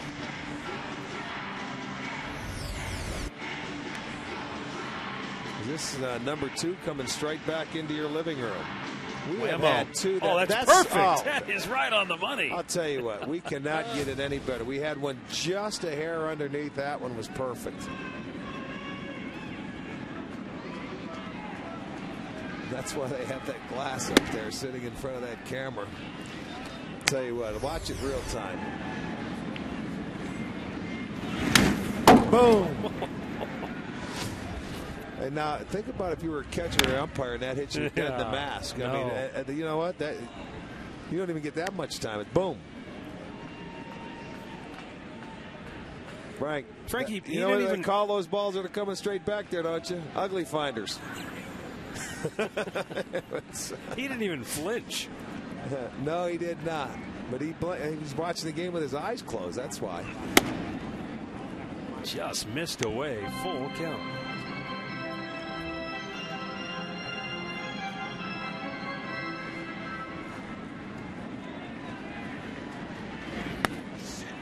And it's ball 4. So a 2-out walk sends Peralta down to first, and it brings up Shin-Soo Choo. Don't forget to stop by your Northern Ohio Panini's locations for the WKNR Spring Sports Guide. They've got previews of the NFL Draft, the Indian schedule, everything you need to get ready for sports this spring. Courtesy of WKNR, STO, and remember, Panini's home of the overstuffed sandwich. Inside corner, a called strike.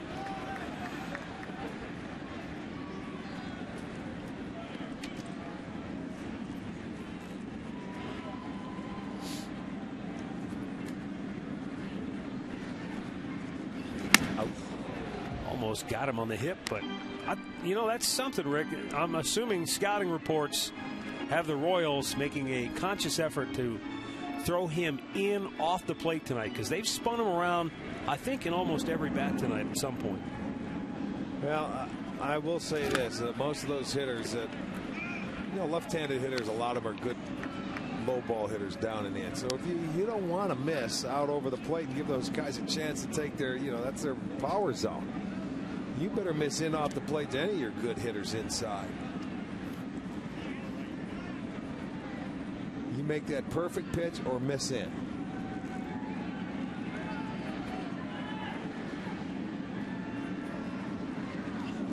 Of course, now when a guy's swinging the bat well, that's what you want to do. I mean, sometimes you don't want to give hitters too much credit and try and make perfect pitches all the time. Those guys pop up pitches thrown down the middle quite often. But when they're hot, stay out of the nitro zone. Choo fouls it off left side, out of play. Well, take Carlos Quentin, for example. I think he's hit 7 home runs already this year. Yes, he has. If you're facing that guy, you have to make him a little uncomfortable, because remember, when we've seen him, he stands on top of the plate to begin with. He doesn't give. No. That's exactly right. He's almost hanging over the plate, and if you're afraid to go inside, great example was when Kansas City played Chicago early. First 3 games of the year, Zach Greinke pitched. He had him 0-2. He threw one in his head, you know, an up and in pitch. It bailed him out, and then the second one hit him in the back. And you know, I think those two have a history going back. But you got to go in there and let him know. Well, Quentin's a lot like Ryan Garco in that he's not going to give in, though. He's still going to come right. Stanford He's still boys. going to stand right on top of the plate anyway. Stanford boys. They're too smart to move. Choo with a high fly ball to center field. Coco Crisp will make the catch, and the inning is over. 6 in the books. 6-1 Cleveland.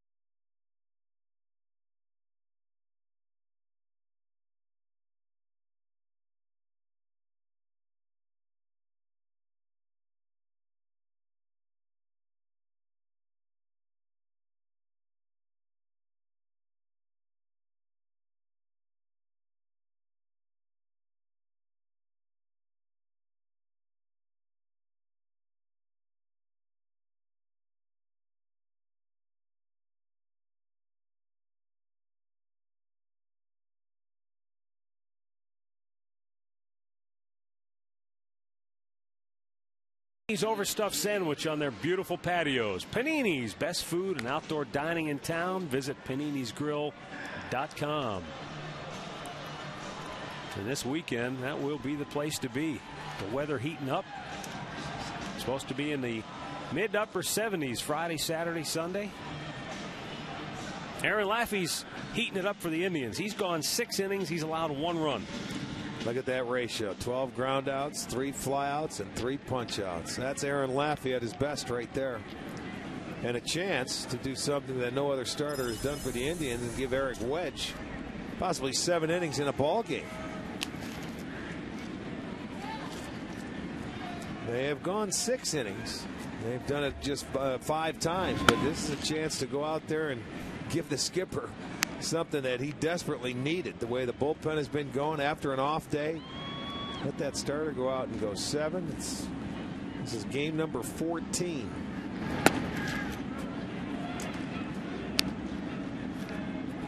Mike Jacobs flied to left in the first inning with 2 aboard and 2 out, and he had a broken back single to center in the 4th. You know, and there was talks that, you know, because with the off day yesterday, Cliff Lee could have pitched today and skip his turn, being that Laffey's number 5. Eric says, no. You know, he pitched a good game. He can come back and pitch again. Plus, we're in a streak now where we don't have an off day until Thursday. You know, a streak where we're playing, what, I think 24 out of 25 now. So I think a wise decision, and Laffey's gone out and he's given the skipper everything he's wanted. Should he get 1 more inning? He's at 86 pitches right now. And the 3-1. That is hit off the end of the bat. Late break for Grady. Out goes Cabrera. Nobody gets to it. Well, a big swing. Nothing you can do. Plays perfectly. Well, if ever there was a game where the direct energy gas sequence should be a double play ball, this is it. Well, let's go back to the first inning. He had the leadoff double, he had a stolen base, and Laffey facing DeJesus, a tough hitter. A couple of breaking balls. There's 3 straight. He's down on the count 1-2. Just missed with that one. Same spot, but he get him to swing at that one. Direct energy, simple solutions for your natural gas supply needs. Alberto Callaspo hit into a double play his last time up. Well, they have 4 straight. Back in the 6th inning, you called Martinez inning-ending double play on the pitch that it happened. So I'm not calling this one here. What do you got for winning lottery numbers tonight? I might still be able to get him in. Well, yeah. Oh, you're just looking for the pick 3 game? No, the big jack, the 100. Oh, you're going Fridays. The gazillion-dollar jackpot. No, it's tonight. Is it really? Yeah. I don't know. I don't gamble. I'm not asking you to gamble. I'm just give me the winning numbers. Kruskin says, yes. Let me see here. Well, how about 463? That might be a good pick 3 number. Absolutely. Oh, see, that's why I thought you were looking for a nice pick 3, but you want the big boy. Too many numbers for me, my friend.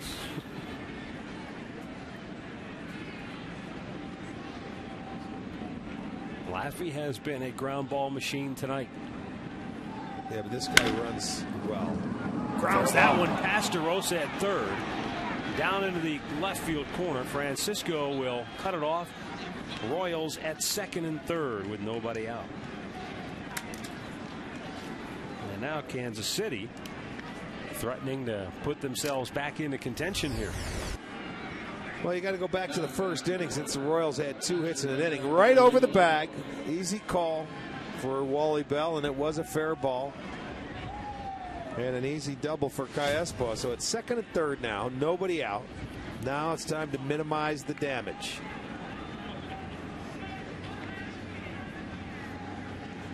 Miguel Olivo 0 for 2 tonight.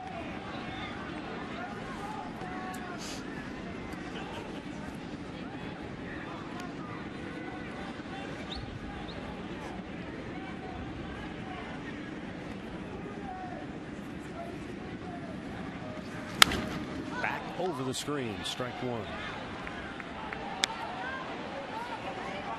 You made mention of it early in the telecast, Aaron Laffey, last year, how well he pitched at home.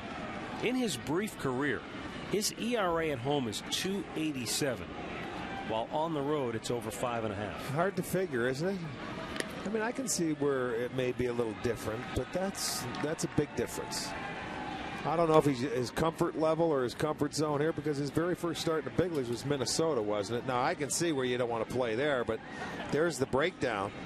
11 homesteads, but this being number 12, so a big difference. Opponent's batting average at home 236, on the road 315. Hopped him up. This will keep the runners at their respective bases, I do believe. They should. Cabrera on his back heel makes the play, and Jacobs has to hold.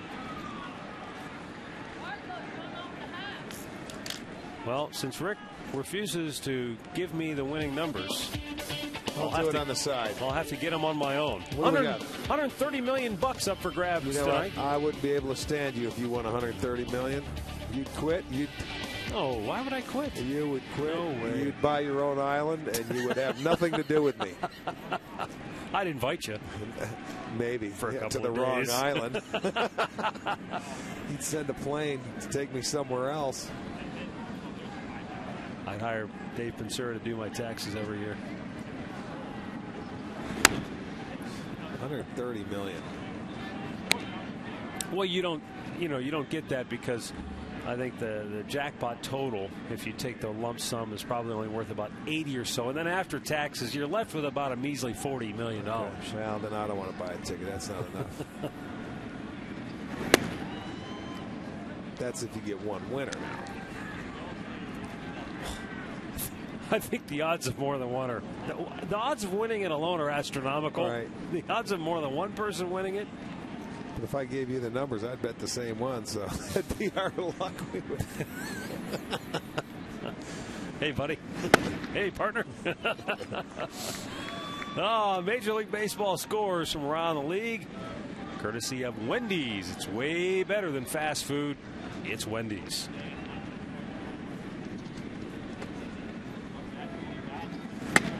Caught the outside corner for a strike.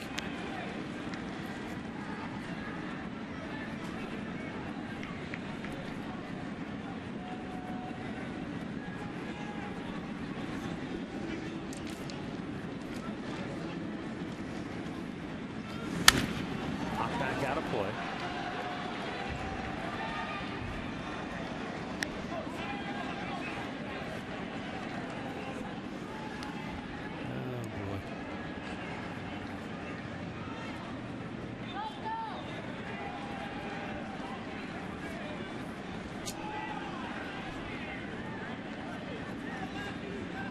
Willie Bloomquist with Royals at second and third and one out, and the 100th pitch of the night for Aaron Laffey is low for ball 4, and they're loaded.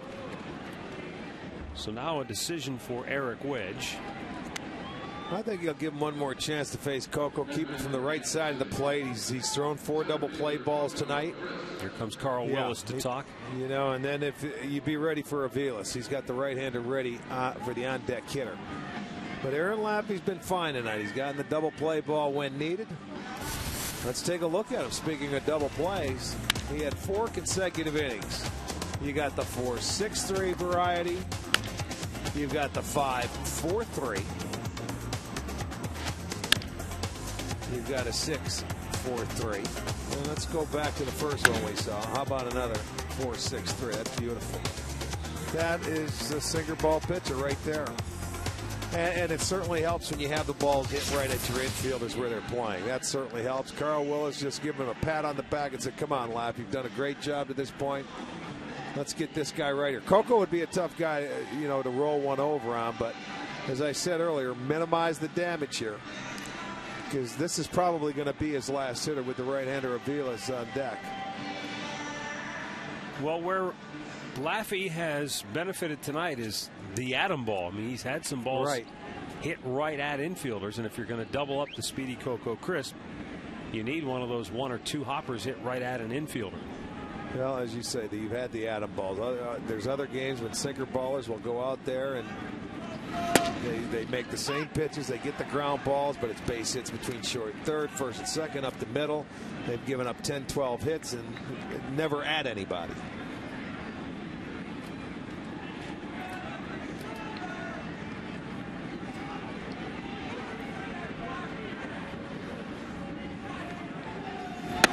I seem to recall a game a few years ago where Jake Westbrook gave up a ton of hits, 15 hits to the Boston Red and Sox. Still won the game. I think he did it in back-to-back games and won 2 games that year. Yes, where he gave up 15 hits. And you know, I think you can count on one hand how many pitchers have ever done that. It was a rarity to give up that many hits and still win the game. Coco out in front of it, had a good swing, but fouls it off. 1-2 the count.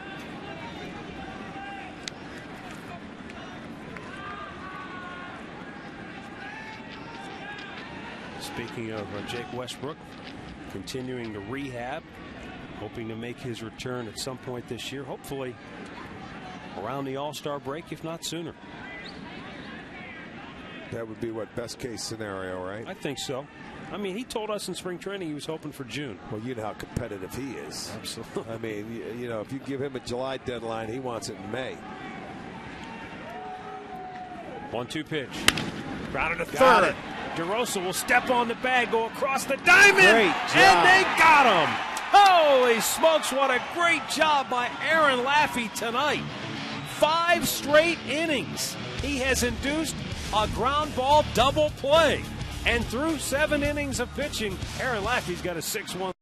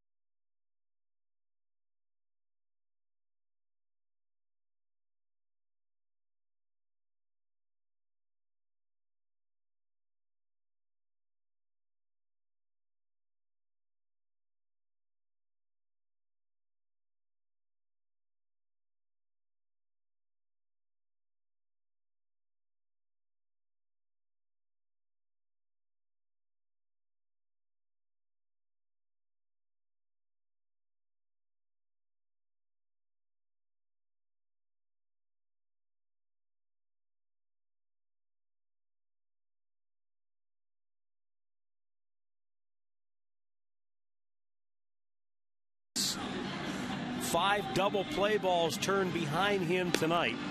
1 shy of the team record. Yeah, Indians also turned 5 double plays last year against Kansas City. But the last time they turned 6 to equal the team record was July of 1988. Wow. Well, he did a great job tonight, and everything went his way, and give him credit. He made the pitches when he had to. Kyle Farnsworth on now. For the 6th time, it was a big signing, free agent sign in the offseason, and he has struggled. In his 5 games, he is 0-3, and you can see 7 hits in his 3 1/3.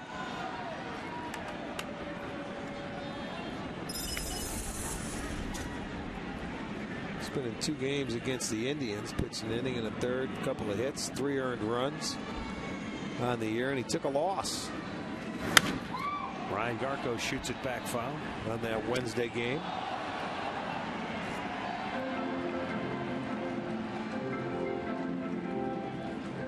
A big guy that's got good stuff.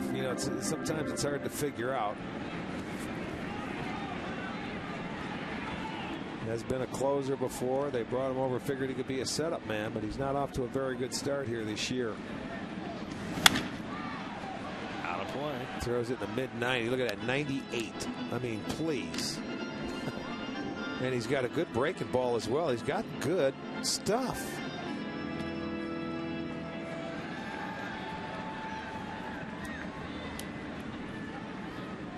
Carco has led off for the 3rd time tonight. He led off the 4th inning and the 5th inning. Nasty breaking ball down and away. By the way, we were talking about Jake Westbrook. I went and looked it up. It was in 06. He gave up 15 hits and beat the Red Sox at Fenway Park 7-6. And he was the first pitcher at that time since 1988 to get a win despite giving up 15 or more hits. And then his next start out, he went complete game shutout. Holy smokes. And according to the Elias guys, he was just the 3rd pitcher in the last 50 years to throw a complete game shutout after giving up 15 hits in his previous appearance. I remember that 15 hit in Fenway. Carco unloads one to center right at Coco Crisp. 1 down. Let's go back to the STO studios briefly for a Ford Sports Update.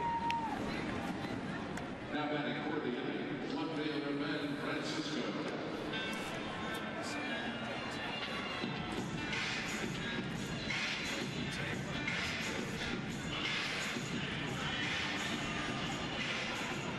All right, thanks, Al. Here it remains 6-1 in favor of Cleveland. Ben Francisco, 1 out of 3 tonight, steps in.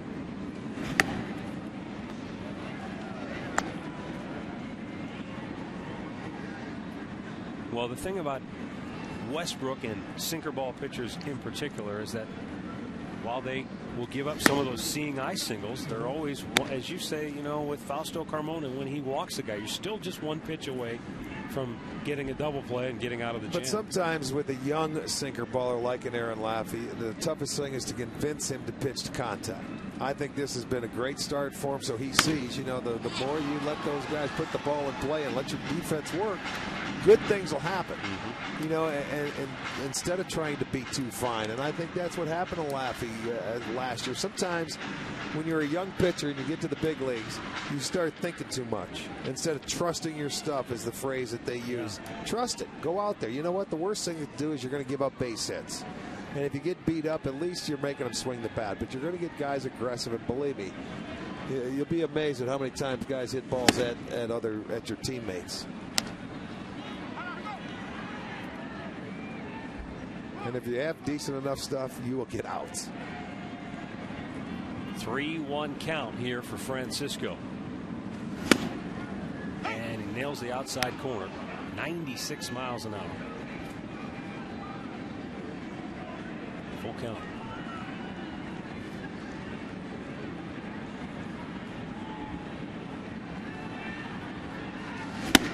Ball 4, he walked to him.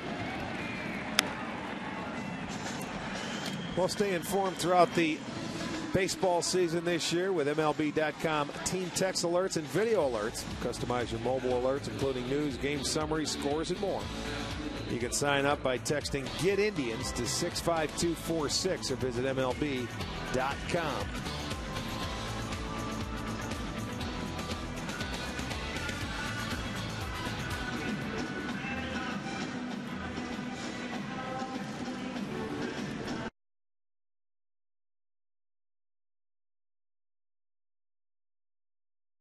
Singled, scored, and walked tonight. He's also struck out. Well, the Indians came into this ball game leading the league in walks, and they have walked 8 times tonight. Here's Kansas City says, we got to give you one back. Double play. We go to the 8th here in Cleveland. It's 6-1. Try.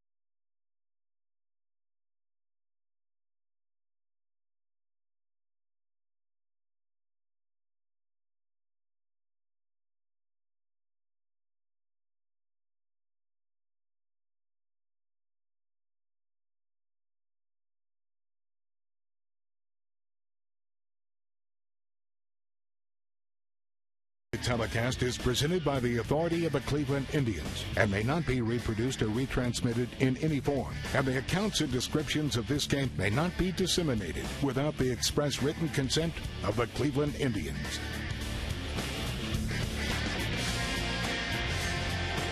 (6-1) Tribe on top as we go to the 8th inning here in downtown Cleveland. Aaron Laffey went 7 strong. He gives way to Joe Smith, the side-arming right-hander. Comes on for the 6th time this year.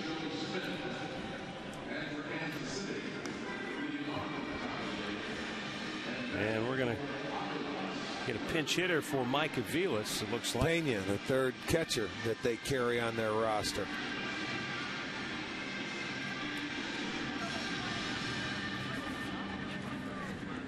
Okay. So a pinch hitter here to open the 8th for Kansas City. And Smith delivers inside for ball 1. Brian Pena, 1 out of 5 on the year.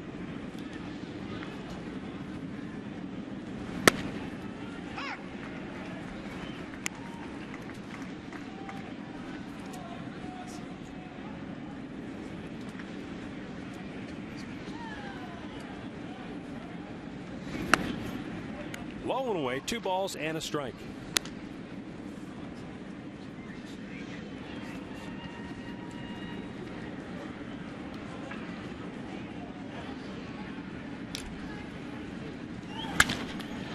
In the air, slicing foul out of play. Down into no man's land.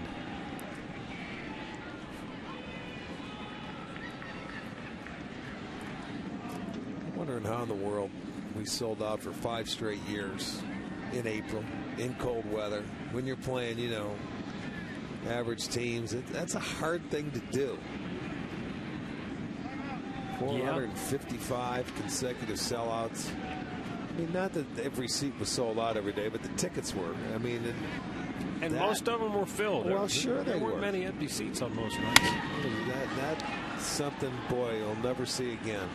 455 straight. I mean, I think when you look back on it, there were a lot of factors that fell into place at the perfect time, perfect storm, so to speak. That's exactly right. Timing is the key to life.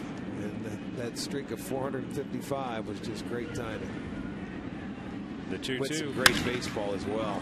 Over the head of DeRosa down into the left field corner. Brian Pena just smacked it the other way. And the Royals get their leadoff man aboard.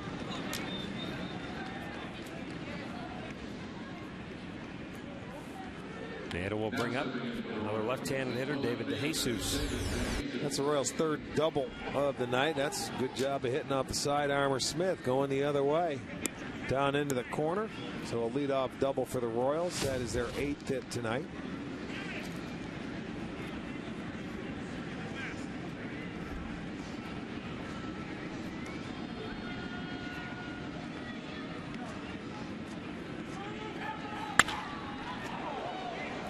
Foul on the left side, and luckily it hit the front of the railing because that ball was moving.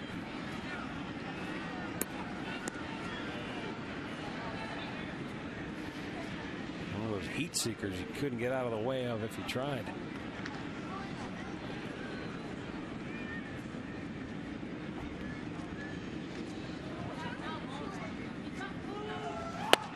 Missed inside with it. 1 ball, 1 strike. That's where Smith is going to, when he's facing left-handers or when he gets an opportunity this year where he has to be successful, is inside to the lefties. Because with his sinker going away, you see what Pena did. You try and shoot him the other way. Like that. Back over the plate. And Francisco will cut it off, but Pena will score. He'll hold DeJesus to an RBI single, and it's 6-2. You can see the approach Kansas City is taking. And it's a very good approach. That's why I'm saying he is going to have to get inside the left-handers if he is going to be successful. Watch this ball come back over the plate. Normally that sinker goes down and away, down and away. Can he throw that slider from down at that angle and get it in? and do it consistently to where you get them looking in there. Then you can go right back out away with that sinker. So it's back-to-back hits. The Royals made it 6-2. Now Billy Butler, 1 out of 2. Base hit his last time up. And he slings it in there for a first pitch strike.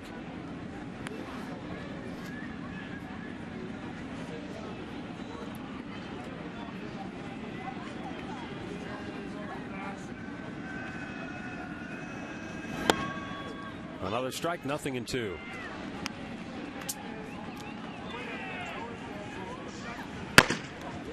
Kobayashi warming. You got Butler and then back-to-back left-handed hitters with power.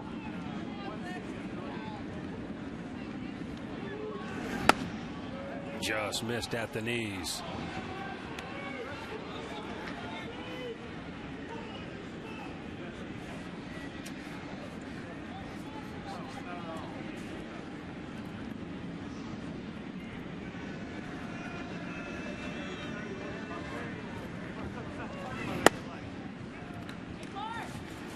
Even up, 2 balls, 2 strikes.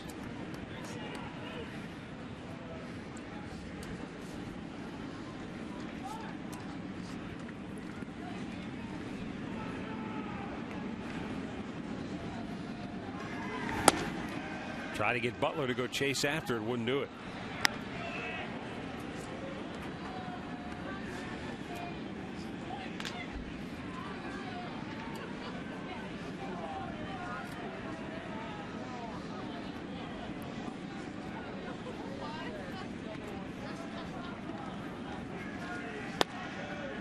And he lost him. Oh boy, he had him down on the count. He lost him. Now there's 2 on, still nobody out, and the left-handed thumper's coming up. Well, that's been the problem, man. The walks, you know, out of that bullpen. And again, Eric Wedge has got to go out.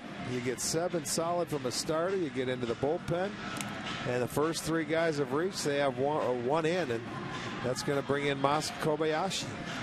So a timeout here at Progressive Field. It is now Cleveland 6, Kansas City 2.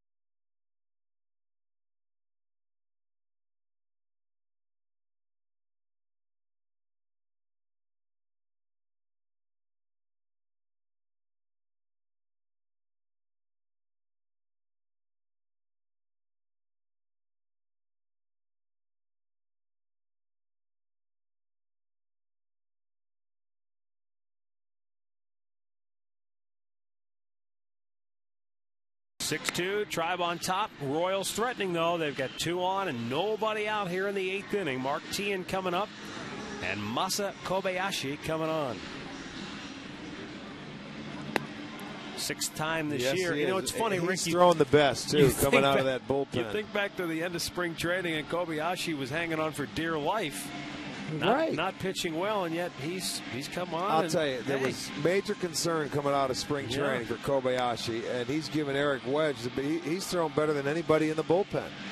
At least when he's thrown coming out, he's kept the ball down. He's moved it in and out. He has pitched as well as anybody coming out of the bullpen, and it's exactly what Eric Wedge has got to do. He's saying, okay, here we are. We're in the 8th inning. Here's the bridge.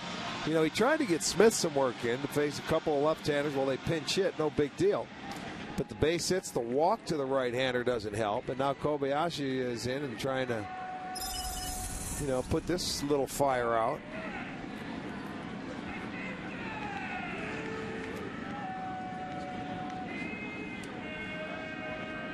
Massa delivers.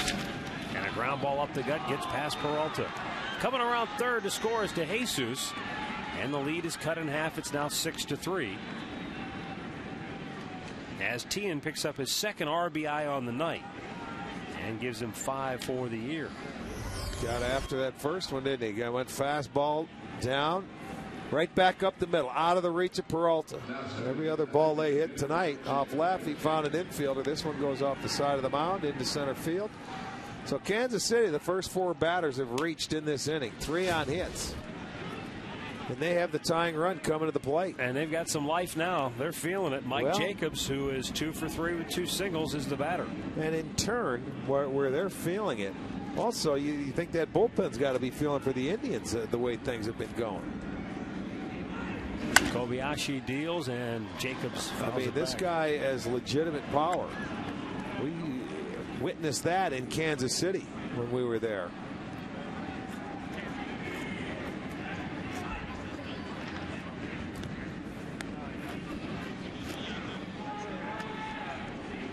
Jacobs shattered his bat earlier in this game on the base hit to center field in the 4th inning.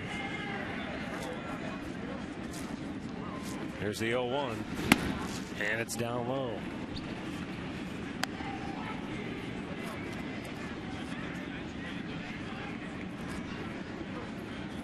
Jacobs, a big-time power threat.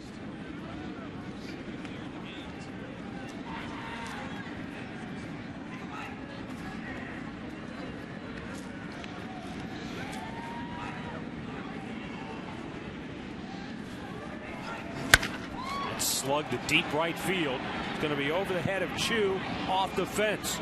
That's going to get home Butler. Tien's going to stop at third. Jacobs hit it so hard he couldn't advance past first base. Wow, that ball was hammered. 6-4 now. He just kept his hands back. This one went right off the top of the wall. Now what are you going to do? Now Eric has got to go back and look at fastball right there. Location on these pitches is not very good. He's lucky that ball didn't tie the game. And he only gets a single. There's still nobody out. Wedge to the mound. Kobayashi done. Next. We'll be right back.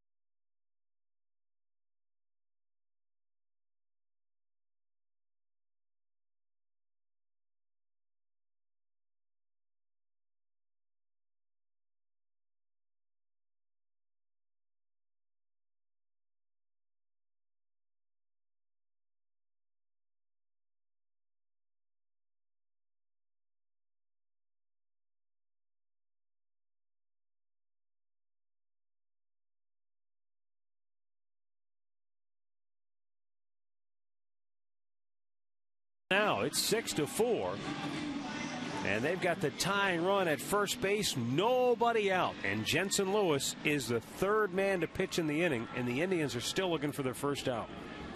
Yeah, the Royals 5 hitters to the plate. All 5 have reached, 4 via the hit, 1 by the walk. Lewis coming on, and in 6 2/3 innings, he has 8 strikeouts. He's given up 4 homers this year. Swing and a miss. Alberto Callaspo 1 out of 3 with a double back in the 7th inning.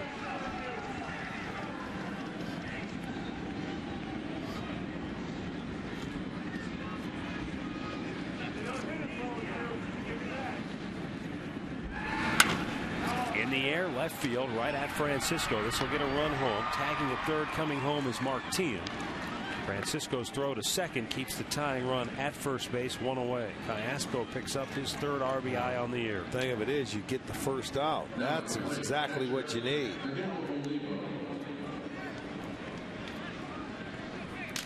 Now you've got a chance for the old friend that's been happening to the Royals today, that ground ball double play. Miguel Olivo 0 for 3 tonight will be the batter.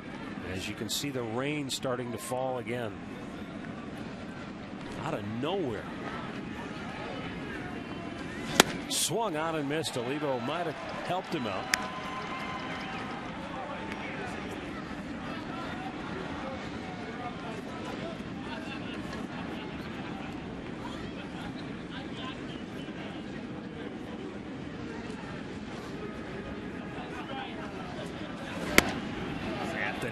But a little wide. 1-1.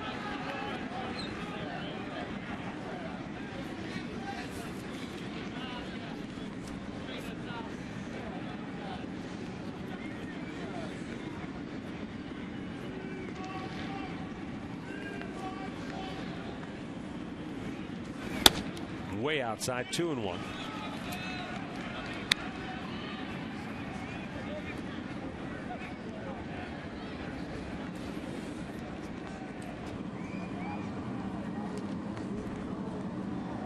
Lewis with rain falling all around him. And the Royals circling the bases here in the inning, trying to slow it down. 2-1, back to the mound. He'll go to second. There's one.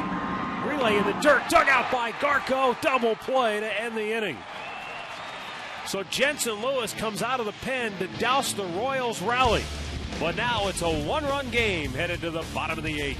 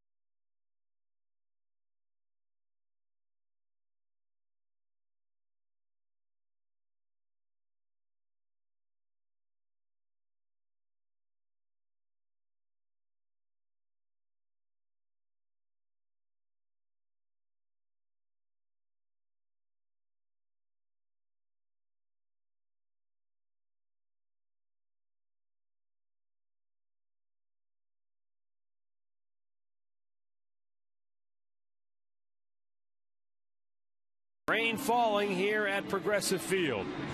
Bottom of the 8th inning. Tribe up a run. Tony Pena Jr. comes on to play shortstop. And now on the pitch, right-hander Juan Cruz. Got a great arm and off to a great start.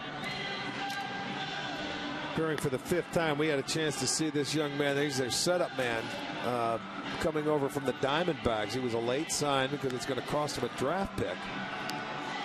but he's got 3 quality pitches.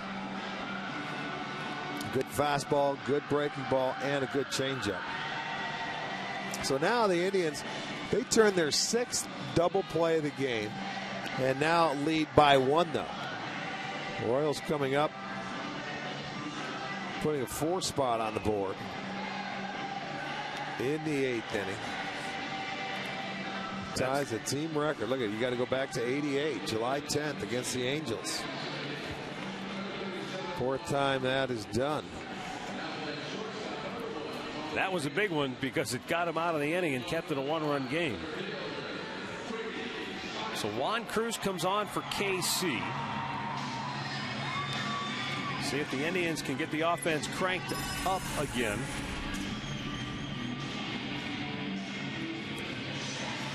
From the 7th inning on, the Indians have the 2nd highest batting average in the American League as a team hitting .294.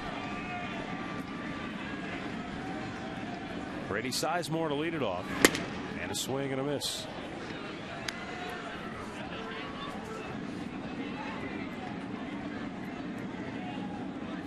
So the Indians tie the franchise record for turning double plays, and the Royals have now set a franchise record by grounding into 6 double plays.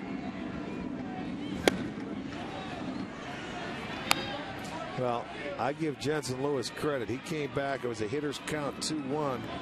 And you got a fastball hitter up there with Olivo. He threw him a changeup and got the tapper right back to himself. So it was a good call, good pitch. 0-2 the count on Grady Sizemore now. Meantime, Kerry Wood heating it up in the Indians bullpen. Unless the Indians offense picks up some insurance runs, he's looking at a 1-run save situation.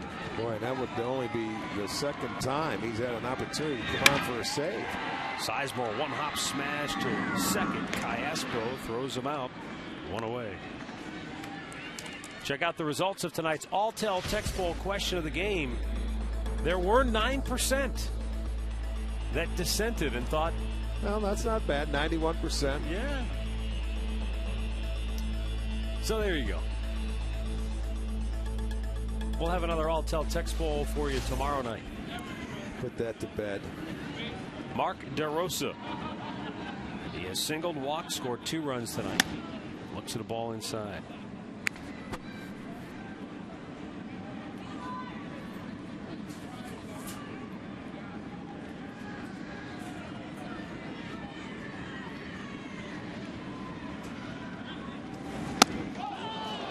High, 2-0.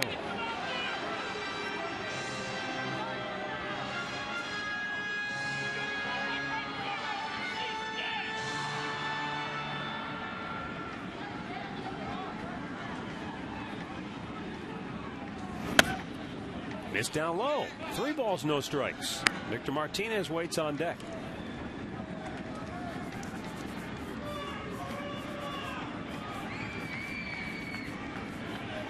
Royals have actually out-hit the Indians tonight 11-8.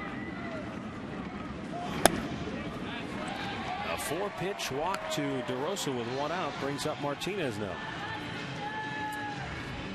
Log on to STOHD.com tonight and you can get in on our Senior PGA Championship Challenge. All starts today. Keyword of the day is Canterbury. All you have to do is log on, click on the contest banner at the top of the page, fill out the entry form with the keyword Canterbury. 20 winners will receive tickets to the event along with an autographed Senior PGA Championship flag. Not a bad little contest right there. Rain continues to fall here at Progressive Field.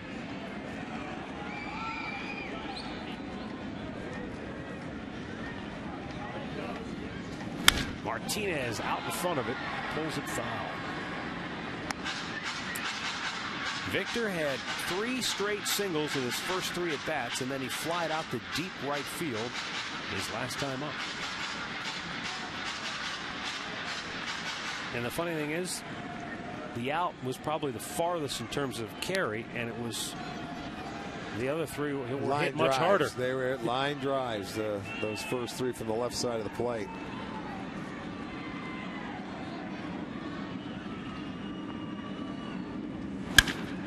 ball is hit a ton. Deep right field. Bloomquist back. He's out of room. It's out of here. Victor Martinez with a 4-hit night. A 2-run homer into the lower deck. And that gives the Indians a little breathing room.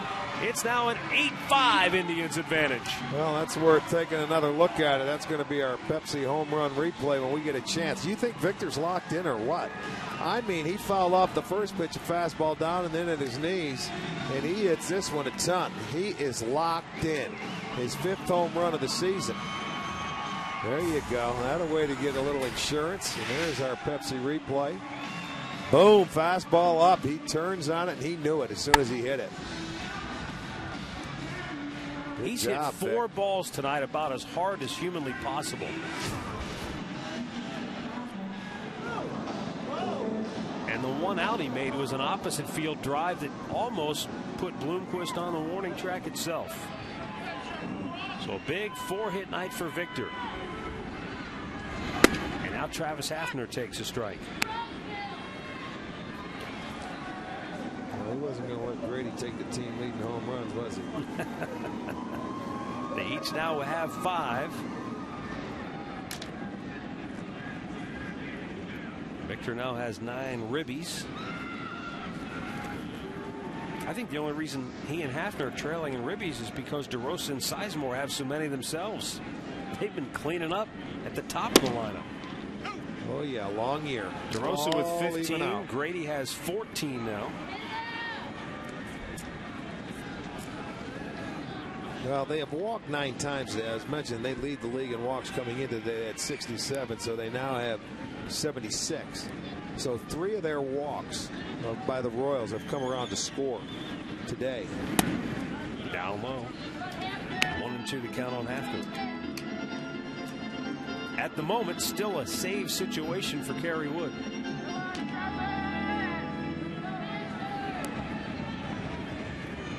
Juan Cruz, I believe that's the first run he's given up, right? Oh yeah, he's been very good in his appearances this year. That he's given up that was only the 2nd hit he's given up in his 6 innings of work. 2nd hit, 2nd walk. And he had 5 punch-outs coming in, but that was a big fly. Fastball up. He will try not to throw that one to Victor again this year, because I have a feeling you'll see this matchup many times to come.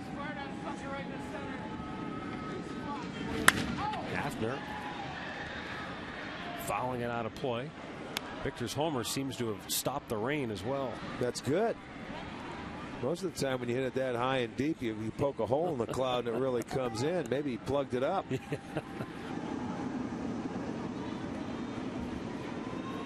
He's saying, see, young fella, that's how you hit him.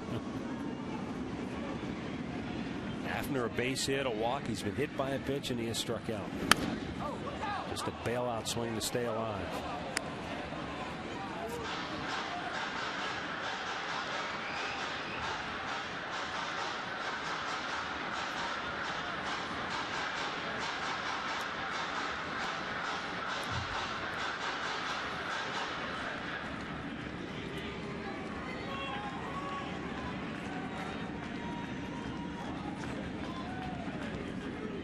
And on the 2-2, broke his bat. And a reaching grab made by Pena, the shortstop who was playing on the second base side of the bag. 2 down.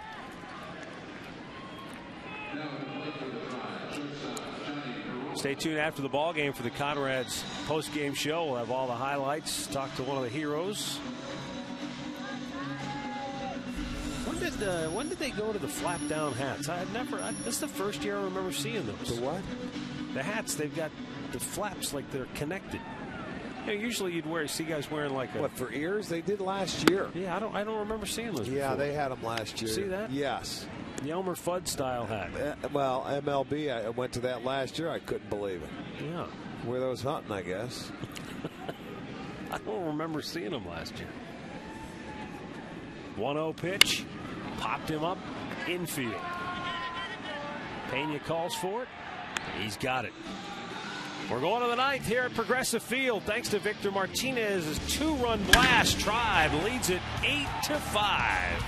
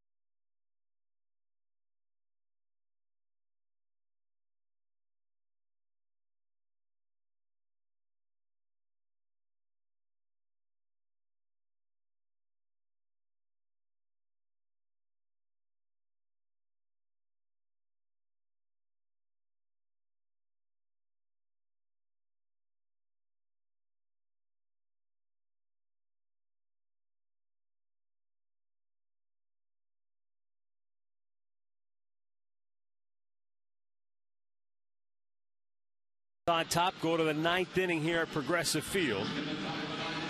And coming on for the Tribe, looking for the save, is right-hander Kerry Wood. Only the second time he's been on in a save situation. It's been that kind of year.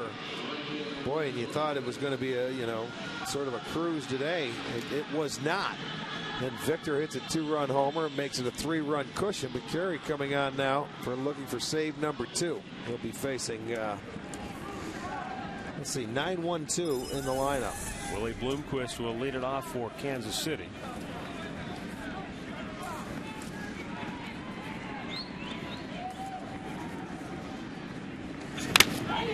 Fouls it off the mask of Martinez, who appears to be okay. He took the brunt of that, though.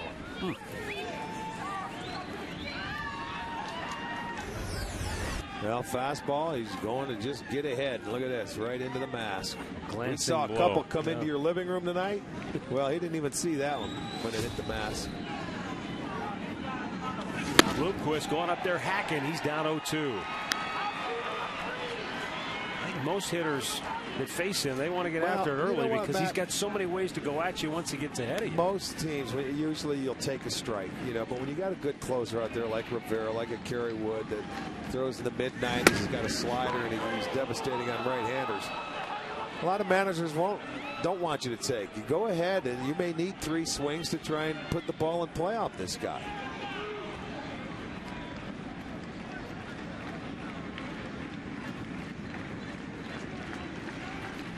The 1-2 pitch in the air, right center. Shin-Soo Choo makes the grab, 1 away.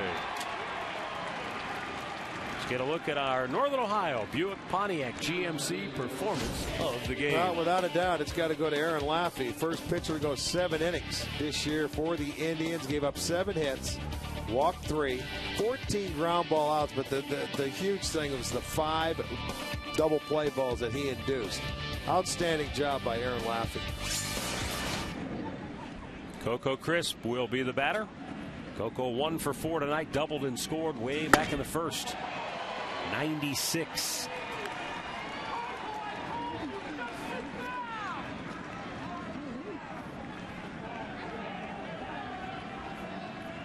Kerry Wood at 6'5".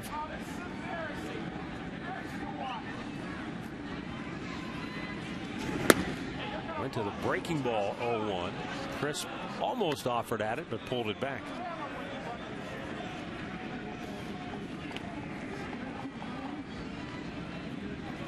Former #1 pick of the Cubs back in 1995 out of Grand Prairie High School in Texas. Hop back out of play. 1-2 the count.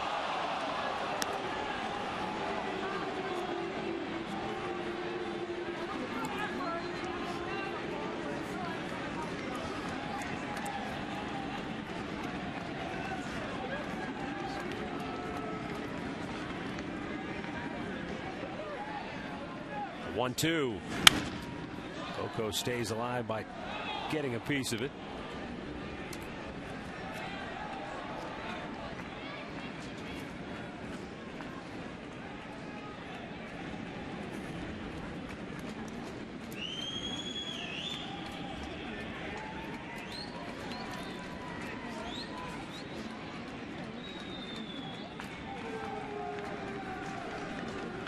And the 1-2.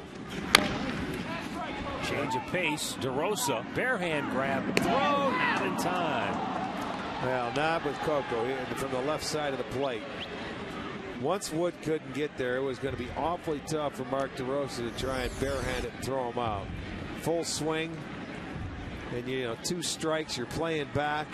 No, he's going to get there. The speed of Coco just too much. Coco nice try, though.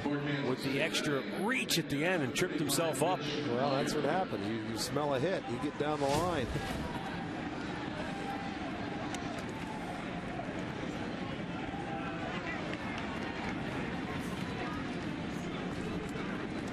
So Mitch Mayer will pinch hit here and takes the ball up high.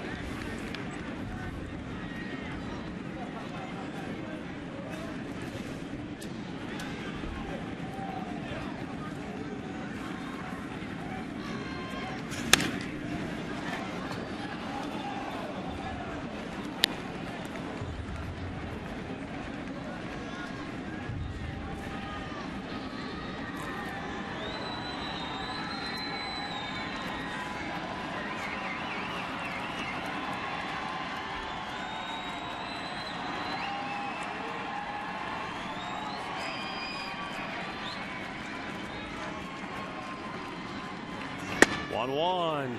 Caught the outside corner.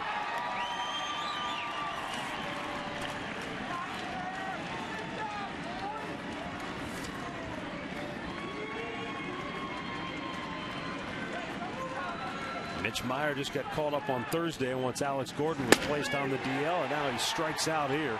2 down. Indians 1 out away from opening the homestand on a good note.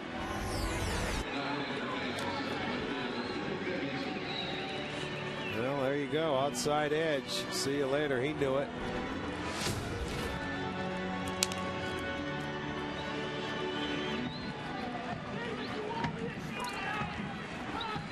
David DeJesus steps in, 1 for 4 on the night. Runner takes off, and DeJesus gets into one. Deep right field. Chu is back. He's at the wall, and it's gone. A 2-run home run for David DeJesus makes it a 1-run game again. 8-7 our score. DeJesus, his 2nd home run on the year. He is a thorn in the side no matter where we're at. He was geared fastball, gets it, and he turns on it, and he got it into the seats. He is a tough out. Caught up to the wood fastball. Billy Butler steps in. How important was that Martinez 2-run homer now?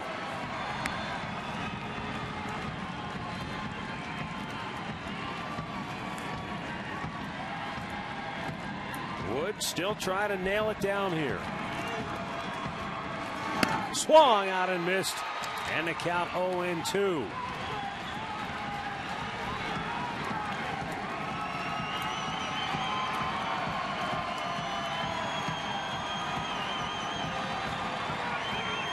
The 2-strike pitch. A little bit low.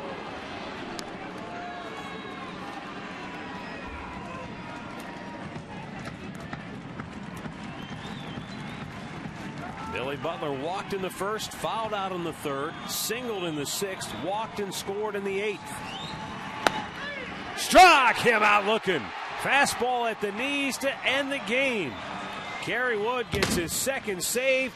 The Indians hang on for the 8-7 win to open the homestand on a positive